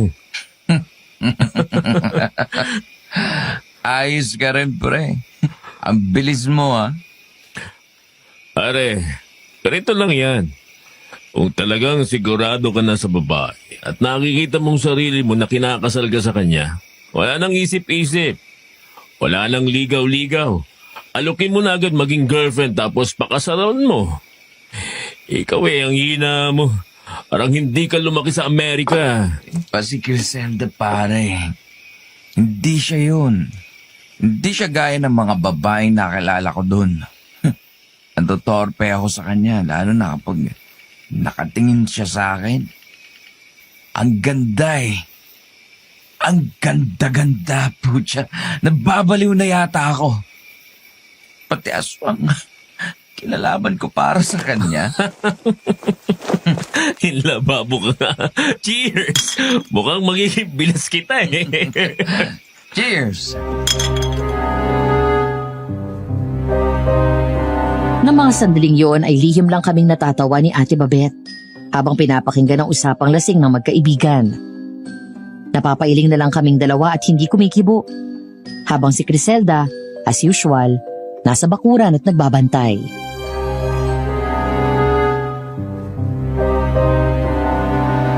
Nako, ma'am. Talagang tinamaan ang boss ko kay Ma'am Criselda. Mukha nga. At mukhang magkaka-love life ang ate kong engkanto. Sinagot na yata ni Lord ang dasal ko. Kaya lang, may pagkatorpe tong bossing ko eh. Dinadaga kapag nandyan si Ma'am Criselda. Kapag naman wala ay hanap ng hanap, pero kapag kaharap hindi makapagsalita. Huwag kang mag-alala, gagawa tayo ng paraan. Sandali lang. Babe! Babe! Tama na yan, lasing na kayong dalawa.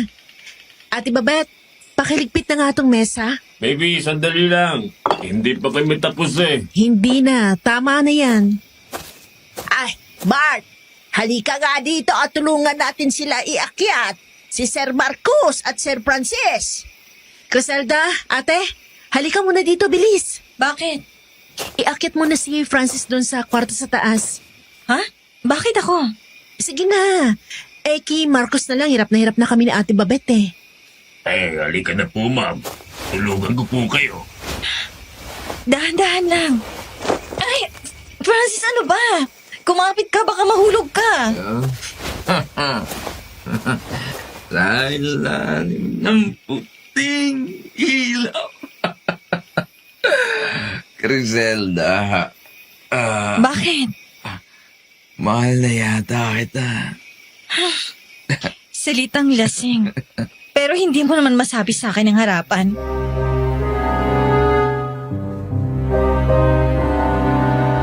Pagdating sa kwarto ay pinagtulungan naming ihiga si Francis sa kama. Agad umalis si Kuya Bart at tuluyang naiwan ng dalawa. Akmang bababa ng kama si Criselda nang biglang hawakan sa kamay ni Francis.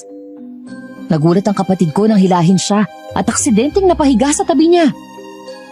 Para daw may sumipa ng malakas sa dibdib ni Criselda nang dahan-dahang dumilit si Francis at tinignan siya.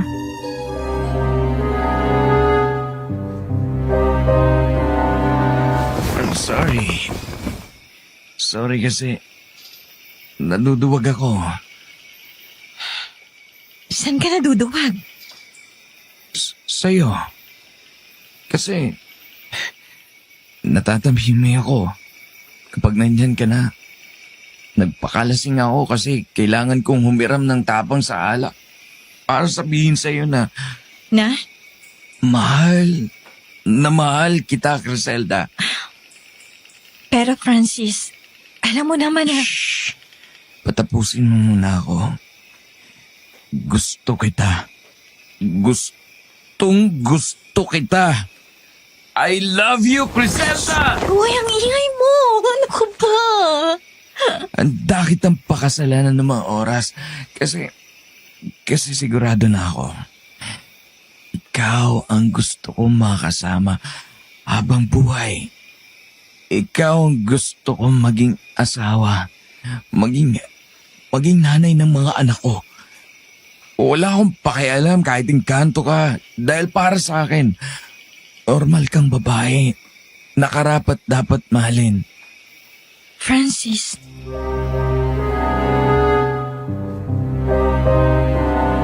Hinawakan ni Francis ang pisngi ni Criselda at bahagyang hinila yon hanggang sa halikan siya nito sa labi. Nanlaki ang mga mata niya pero sa halip na magalit at itulak ito palayo, hinayaan niya itong halikan siya. Ilang sandali pa nang maglayo ang kanilang mukha. Ngumiti sila sa isa't isa at tuluyang natawa. Maya-maya ay bumangon sila ni Francis.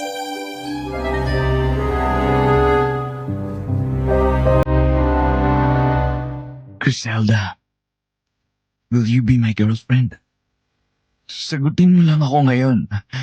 Hanggang pagtanda natin, araw-araw kitang liligawan. Kahit nagalit ka sa akin, magkaaway tayo, susuyuin pa rin kita. baka naman, bukas pagkagising mo, makalimutan mo lahat ng to dahil sa sobrang kalasingan mo. Hindi ako lasing.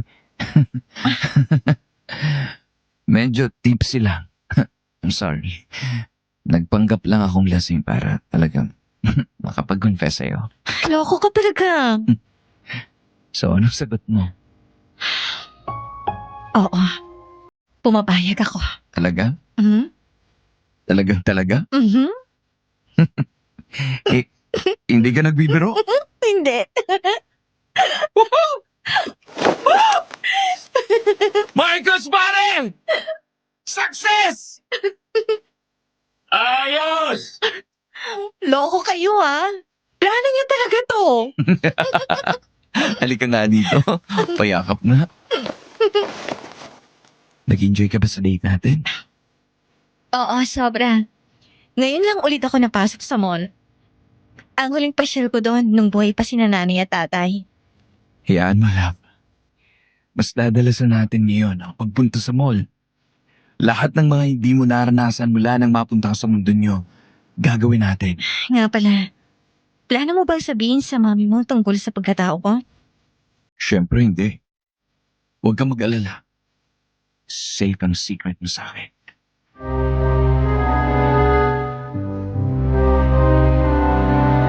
Ilang araw matapos maging opisyal ang relasyon ni Criselda at Francis, pinakilala niya agad ang kapatid ko sa kanyang ina. Sinama niya si Criselda sa Maynila at pinakilala sa buong pamilya at kamag-anak niya. Nagpahayag na rin si Francis na wala na itong balak na bumalik sa Amerika. Gayon din naman siya. Niyaya niya si Inang na tumawid para ipakilala ito bilang nobyo. Kaya gano'n na lang ang sayang nararamdaman ng kapatid ko nang tanggapin ni Inang si Francis. Dahil sa pagdating niya sa buhay ni Criselda, ngayon ay mas lamang na naroon siya sa bahay. Ngayon ko lang nakita ang kakambal ko na gano'n kasaya. Palaging nakangiti at tumatawa. Puno ng buhay. Ilang buwan na rin ang lumipas mula noon At ang araw na yun, dahil Sabado at walang pasok si Francis sa trabaho, nagyaya siyang mag-date na agad pinaunlakan ni Criselda. Pero ang masayang date nila ay nabahiran ng takot nang biglang magpreno si Francis matapos may makitang nakahandusay na tao sa gitna ng lane nila sa kalye. Ngunit ang labis na nagbigay sa kanila ng matinding kilabot ay ang kambing na nasa tabi ng tao at kinakain ang laman loob nito. Dobleng kilabot daw ang naramdaman nila nang direktang tumingin sa kanya ang hayop. Lalong nagtaka ang dalawa nang imbes na ang normal na tunog ng kambing ang marinig nila, isang mahinang angil ang nagmula dito, gaya ng tunog ng aswang. Bukod doon, ay kapansin-pansin din ang 4 na sungay nito na gaya kay Kalum at ang mga mata nito ay nanlilisik na kulay pula.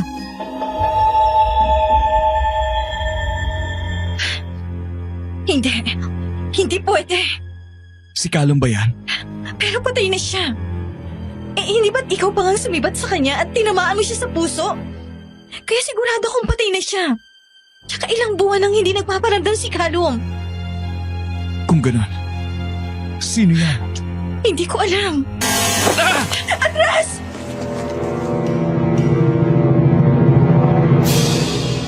Mabilis na inatras ni Francis ang kotse at doon sila hinabol ng kambing. Nakumpirma nila ang hinala na aswang ngayon at hindi ordinaryong kambing nang makita nilang biglang naging pula ang mga mata nito. Lalo na nang umangil at nakita ang matalas nitong mga ngipin.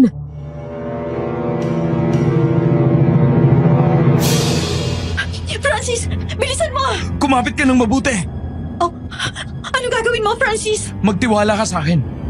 Kaya kitang ipagtanggol sa aswang na yan. Hinintay ni Francis na bahagyang makalapit ang aswang at pagkatapos ay biglang tinapakan ng accelerator at malakas na binangga ang kambing. Nakita nila kung paano ito tumilapon at gumulong sa kalsada. Hindi na huminto pa si Francis at halos paliparin ang kotse. Nang lumingon si Criselda, nanlaki ang mga mata niya nang makitang nagpalit ng anyo ang kambing at tuluyang naging aswang. Pagkatapos ay mabilis siyang hinabol. Nang makauwi sa bahay ni Francis, nagmamadaliin lang sinarado ang pinto.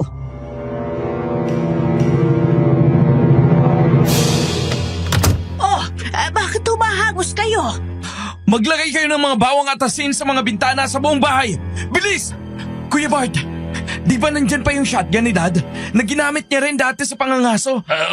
Opo. Ilabas mo, bilis! Ano bang nangyayari? Bumalik ang aswang! Ano? Ay, Diyos ko, Panginoon, maawa ka. Huwag mo po kami pababayaan. Paano siyang nabuhay? Criselda, anong sinabi ko sa iyo? Hindi mo ako basta mapapatay! Paano ka nabuhay na demonyo ka? Pinatay ka na namin! Hindi nyo kailanman magagapi ang kasamaan. Habang may mga taong nabubuhay sa mundo, ang mga gaya ko ay patuloy na maghasik ng lagim. Ngayon, handa ko pa rin ibigay sa iyo ang ano ko. Ibigay mo sa akin ang lalaking yan at hayaan mong manirahan ako sa katawan niya habang buhay. Pagkatapos, ay hindi ko na kayong kakambalain pa. Ano?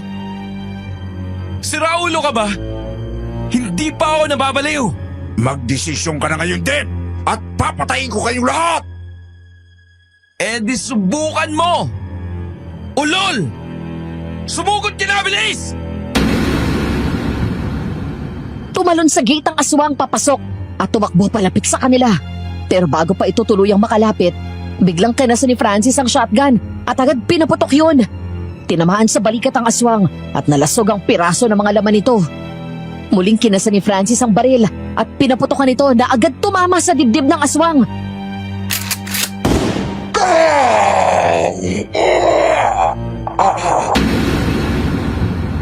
Susugod sana ulit ang aswang nang matigilan ito at biglang tinakpan ang tenga niya na parang nabibingi ito.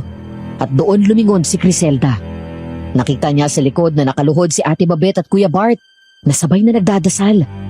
Maya-maya ay umatras ang aswang at sumisigaw na tumakbo palayo.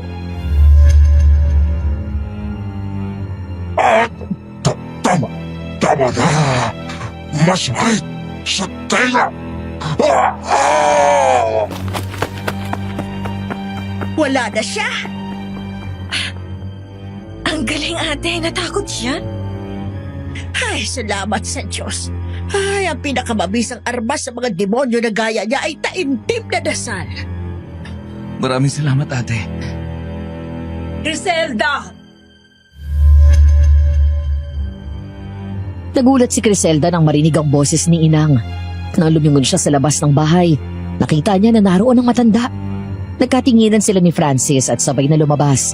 Pagkatapos ay magkatabing humarap kay Inang.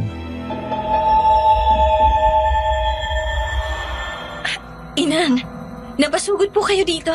May malaki tayong problema. Ano po yun? Alam ko nang galing na dito si Kalom. Nakaligtas siya dahil may tumulong sa kanya nung araw na kalabanin niyo siya. Sino po? May mga pinaghihinalaan na kami. Pero kailangan pa namin ng mas matibay na ebidensya. Halika, sumama ka sa akin. Kailangan kita doon. Opo. Francis, sasama muna ako kay Inang. Sige. Mag-iingat ka, ha? Hihintayin kita dito. Oo, babalik ako agad. Sa harap ni Inang ay hinalikan ni Francis si Criselda ng matagal sa labi. Pagkatapos ay nagyakap ng mahigpit. Ayaw man pakawalan, pero wala siyang choice ng mga panahon na yun, kundi hayaan si Criselda na umalis. I love you. I love you too. Isang linggo na naman ang lumipas mula nang pauwiin ni Inang si Criselda. Hindi na gaya noong una na aligaga si Francis. Ngayon ay mas nakakapagtrabaho na siya ng maayos. Pero kita at ramdam namin ang pangungulila niya sa kapatid ko. Kahit napilit siyang kumikilos ng normal, hindi magawang itago ng mga mata niya ang lungkot. Ilang beses naming pinuntahan si Criselda sa Lagusan, ngunit wala siya doon. Samantala ang aswang naman ay makailang ulit na ring nagpaparamdam. Minsan ay nananakot, pero madalas nakikita namin na nagmamasid. Nagbabantay at nag-aabang ng tamang pagkakataon na makuha si Francis.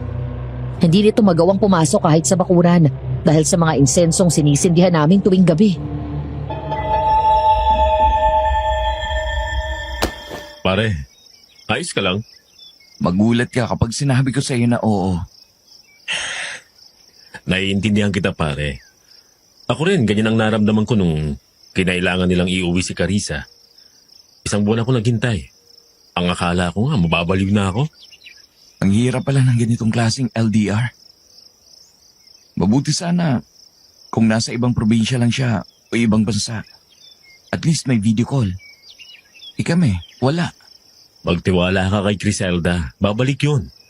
Nangako siya sa'yo, di ba? Alam ko naman yun. It's just that I miss her a lot. Mabuti pa. Uminom na lang tayo. This time, hindi na natin kailangang umacting. Mga ideas mo din eh. Hindi na nakakapagtaka na napasagot mo si Carissa. Halika na. Dito tayo sa loob. Inom na tayo. Papasok pa lang si Francis sa bahay nang matigilan siya at lumingon sa labas. Natulala siya at agad nang ngumiti nang makita ang pamilyar na figura ng babae. Naroon siya sa kabila, sa bungad papasok ng gubat. Nakasuot ng damit na gaya ng suot niya noong huling beses namin siyang nakita. Sa halip na pumasok ng bahay, lumakad si Francis papunta sa gate at lumabas. Tulala at wala sa sarili. Criselda? Uy pare, sandali. Saan ka pupunta? Criselda! Sandali lang! Hintayin mo ako! Hindi nagpapigil si Francis at tuluyan ng lumabas. Ang kwento niya sa amin, tinawag daw siya ng babaeng nakita niya na kamukha ng kakambal ko. Nang makatawid na siya, ay pumasok daw ito ng gubat kaya sumunod naman siya. Habang ang asawa ko ng mga sandaling yun ay natatarantang pumasok sa bahay at tinawag ako. Dala ang mga insenso, nagmamadali naming sinundan si Francis kasama si Ate Babette at Kuya Bart. Sa pamamagitan ng bulong sa hangin, ginabayan kami nito patungo sa pupuntahan namin. Habang ng mga sandaling yun, patuloy lang si Francis sa pagsunod sa babae. Naririnig niya ang tawa ni Criselda habang tumatakbo ito at parang sadyang nagpapahabol. Bilisan mo, Francis. Dito tayo, bilis! Sandali lang. Hintayin mo ako, Criselda! Nang tumakbo ng mabilis ang babae, binilisan din ni Francis ang takbo niya. Hanggang sa magtago sa likod ng puno ang babae, nakamukha ni Criselda. Maya-maya ay umalingaw-ngaw ang malakas at nakakakilabot na tawa ng aswang. Doon natauhan si Francis. Ayon sa kanya, nagulat na lang daw siya na naroon na siya sa gubat. Lumingon siya sa paligid, pero ang tanging nakikita niya ay dilim at ang naririnig sa paligid ay mga huni ng kuliglig at iba pang mga hayop. Ilang sandali pa, lumabas ang mga kulisap na nagbigay ng malamlam na liwanag sa paligid.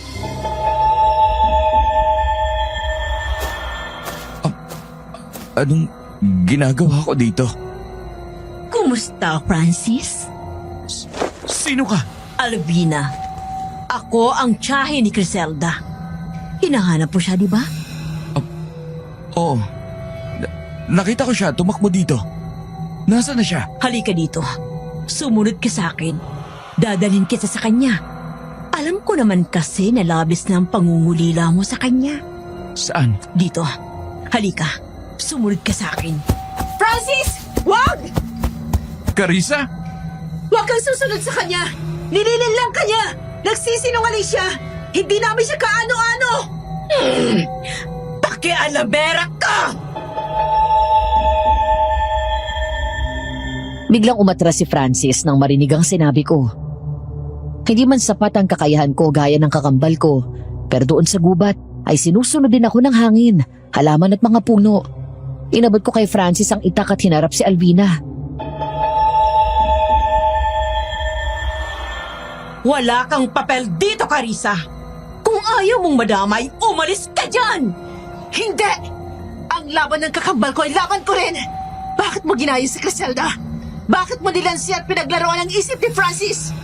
Ngayong gabi ang kabilugan ng buwan. Ang tamang oras para tuluyang sakupin ni Calum ang katawan niya at habang buhay na manirahan sa kanya. Napaatras kami nang mula sa taas ng puno ay biglang tumalon si Calum. Agad tumakbo si Marcos sa tabi ko at sabay-sabay kaming umatras. Habang nangyayari yun, walang kaalam-alam ang dalawang kalaban na inaayos na ni Ate Babette at Kuya Bart ang mga dinala nilang insenso. Alvina? Ikaw ang tumutulong kay Calum? Nagulat kami nang biglang dumating si Criselda. Hinarang nito ang sarili sa amin. Galit na galit ang mukha nito at mahigpit na nakakuyom ang kamao habang unti-unting lumalakas ang pag-ihip ng hangin. Siya nga. Siya ang nasa likod ng planong pagpatay sa mga magulang niyo. Hayop ka! Sumpain ka ng langit at lupa, Alvina! Pagbabayaran mo ginawa mo pagpatay sa mga magulang namin! At ako rin ang unti-unting nagpuputol ng tanikala niya sa puno bago ito mabaril ang lalaking yan. Bakit? Bakit mo sinuway ang utos ni Inang? Dahil wala na siyang nakita kung hindi sila at ikaw. Kayo ng kakambal mo. Binabali niya ang sarili niyang salita basta para sa inyo. Kahit kailan ay hindi niya ako binigyan ng pagkakataon na maging bantay ng kagubatan na ito. At wala akong ginawa kung hindi maging sunod-sunuran sa kanya. Alam mo kung ano ang mas hindi ko matanggap? Pinagkatiwala niya sa isang engkanto na may dugong mortal ang inaasam ko. Bakit? Wala kayong karapatan na tumira sa mundo namin! Nasa amin ang lahat ng karapatan, Alvina! Ikaw lang ang ayaw tumanggap sa amin.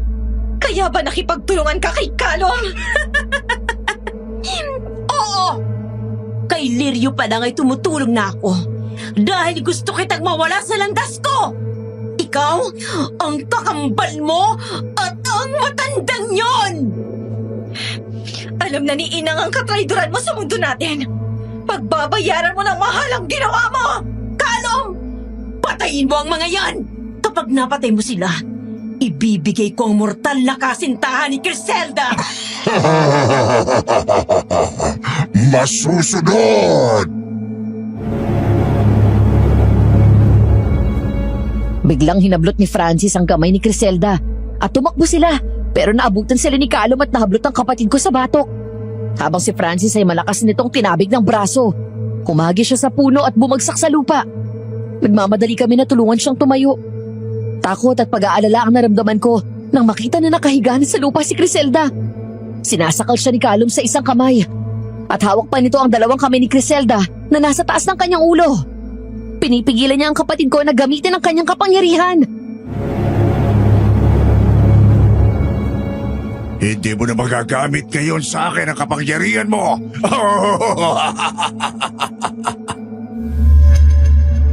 Ang hindi alam ni Callum ay kayang gamitin ni Criselda ang kanyang kapangyarihan sa isip. Samantala, agad tumayo si Francis at hindi ininda ang sakit ng katawan. Kinuha mula kay Marcus ang shotgun at inasinta sa nakatalikod na si Callum.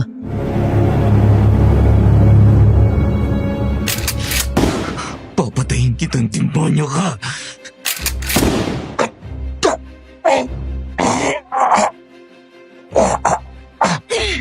Ibabalik kita sa impyerno! At sisiguraduhin ko na hindi ka na mabubuhay pa!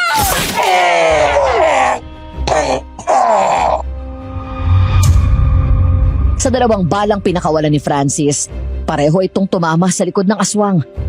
Nang mabitawan nito ang kakambal ko, ay agad na nilabas ni Criselda mula sa kanyang likod ang isang patalim saka sinaksak sa mata si Callum. Tumakbo palapit si Francis at malakas na pinalo ito ng baril sa ulo at sinipa paalis sa ibabaw ni Criselda. Hindi! Tumayo ka dyan, Callum! Kailangan magtagumpay tayo ngayon! Papatayin ko kayong lahat! Ate Babet! Ngayon na! Sandali lang! Bitawan niyo ako! Inang! Nang tumingin kami kay Alvina, ay hawak na nito ang iba pang mga engkanto sa pangunguna ni Inang. Samantala, unti-unting kumalat sa paligid ang amoy ng insenso. May mga laman ng bawang, luya at sanga ng kamangyan. Matapos yun ay nagsimula ng magdasal si Ate Babet. Biglang nagwala si Callum. Sinubukan itong tumakas, pero parang may hindi nakikitang puwersa ang nakaharang sa paligid nito at hindi siya makalabas dito. O makapangyarihang Diyos, ang may gawa ng langit at lupa, sa pangalan ng anak mong si Jesus, lipulin mo ang kasamaan. 10 ng inyong pulutong ng mga anghel. Tulungan niyo po kaming talunin ang kampo ng kadiliman. Ama namin, sumasalangit ka. Sambahin ang ngalan. Tama na! Tama na! Hangin! Tubig at lupa! O Diyos, aking bathala! Dinggin ang aking dalangin! Tapusin ang kanilang kasamaan! Lipunin mo sila at galusin! Sinabi ko na sa'yo noon, walang sino mang aswang ang makakahigit sa isang engkanto! Dahan-dahang gumapang ang mga baging papunta kay Callum at Alvina at pumulupot ang mga ito sa kanila. Mabilis kumilos si Francis. Binaril niya sa dibdib ang aswang ng 3 beses at direkta sa puso. Pagkatapos ay tinarak ni Criselda ang patalim sa noo nito hanggang sa tuluyan ang mamatay ito at bumagsak sa lupa ang katawan. Natulala si Alvina nang makitang patay na si Callum. Kaya ayun, at bigla siyang nataranta at nawala ang tapang.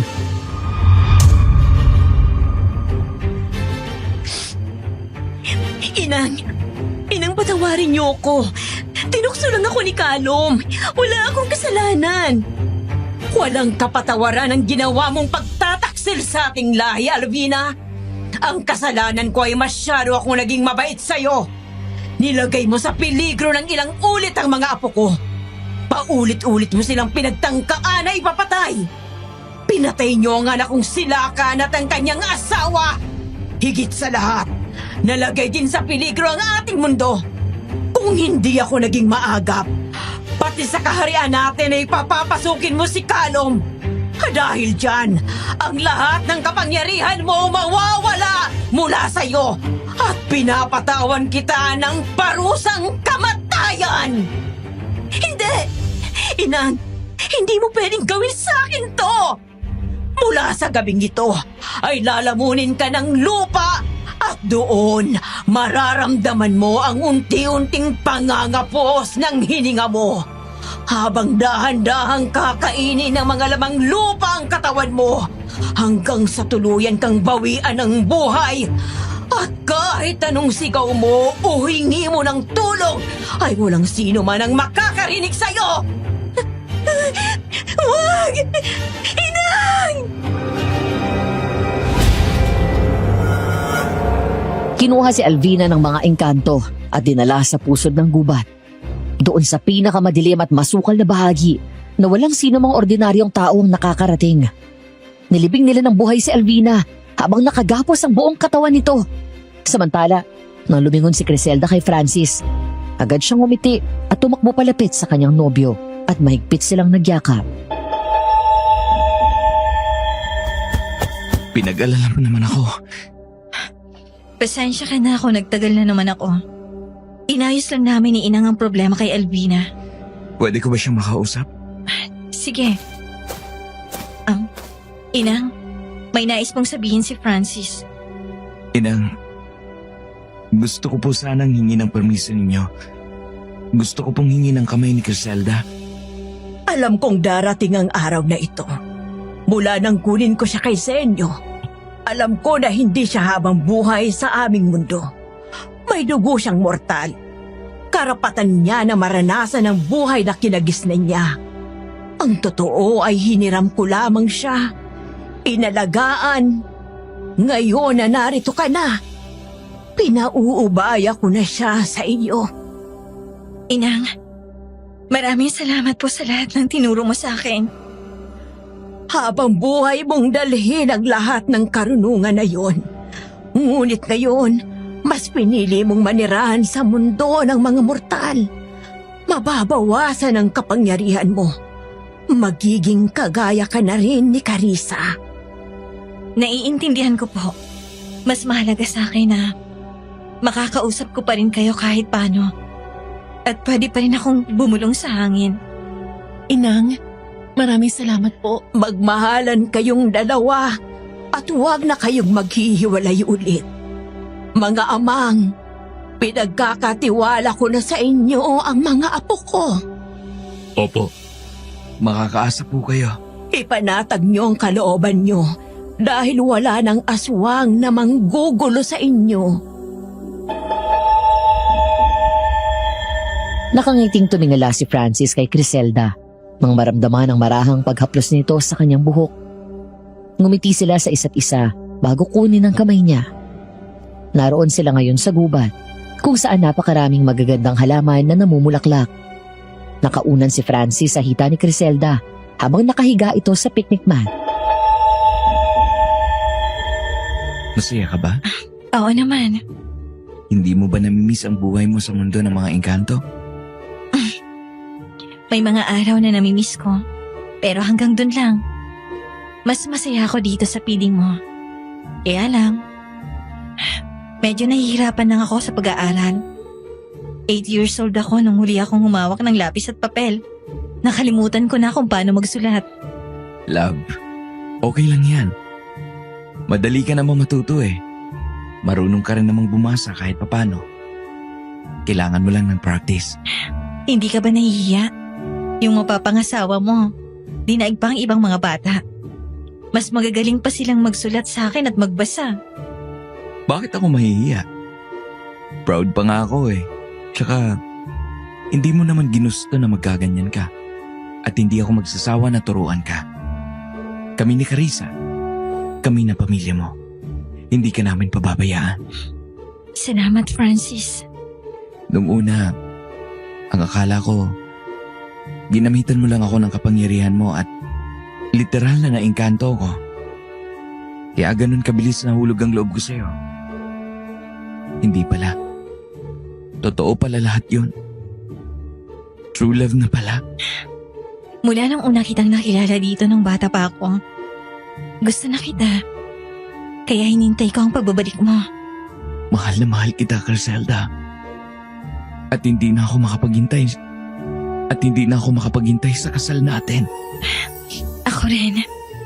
Mahal na mahal din kita.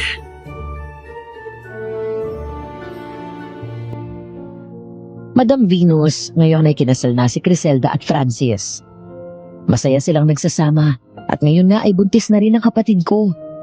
Nang piliin niya na talikuran ng mundo ng mga engkanto at manirahan muli dito sa lupa, naging malaking adjustment yon para kay Criselda. Bumalik siya sa pag-aaral at kahit na parang bumalik siya sa elementary, nagsumika pa rin siya. Ngayon ay malaki na ang improvement niya sa pagsusulat at pagbabasa. Matalino din naman kasi siya at madaling matuto. Para may pagkalibangan sila, ay nagtayo sila ng farm at ang galing nito sa halaman ay nagamit niya doon. Minsan nga, nagtataka na yung mga farmer nila kung bakit laging hitik sa bunga ang mga gulay na tanim nila. Natatawa na lang kami at umiiling. Uulitin ko ang sinabi ko doon sa naunang kwento ko. Alam ko na mahirap paniwalaan ng lahat. Pero ang katotohanan ay paninindigan namin na may mga gaya talaga namin na nabubuhay sa mundo. Mga taong may dugong engkanto. Isang bagay ang natutunan ko mula sa pag-iibigan ni Francis at Criselda. That love knows no boundaries. Ang lahat ng ginawa ng Diyos, tao man o engkanto, ay may karapatan na umibig. Lahat ay may puwang sa mundo. Ang lahat ng ginagawa natin, mabuti man o masama, ay may kapalit. Gaya na lang ng nangyari kay Alvina. Sana ay nagustuhan ninyo ang kwento ng kapatid ko at may natutunan kayo. Huwag po ninyong kalimutan na mag-like, share at subscribe sa channel na ito. Maraming salamat po at more power sa Aswang Diaries. Nagmamahal, Carissa.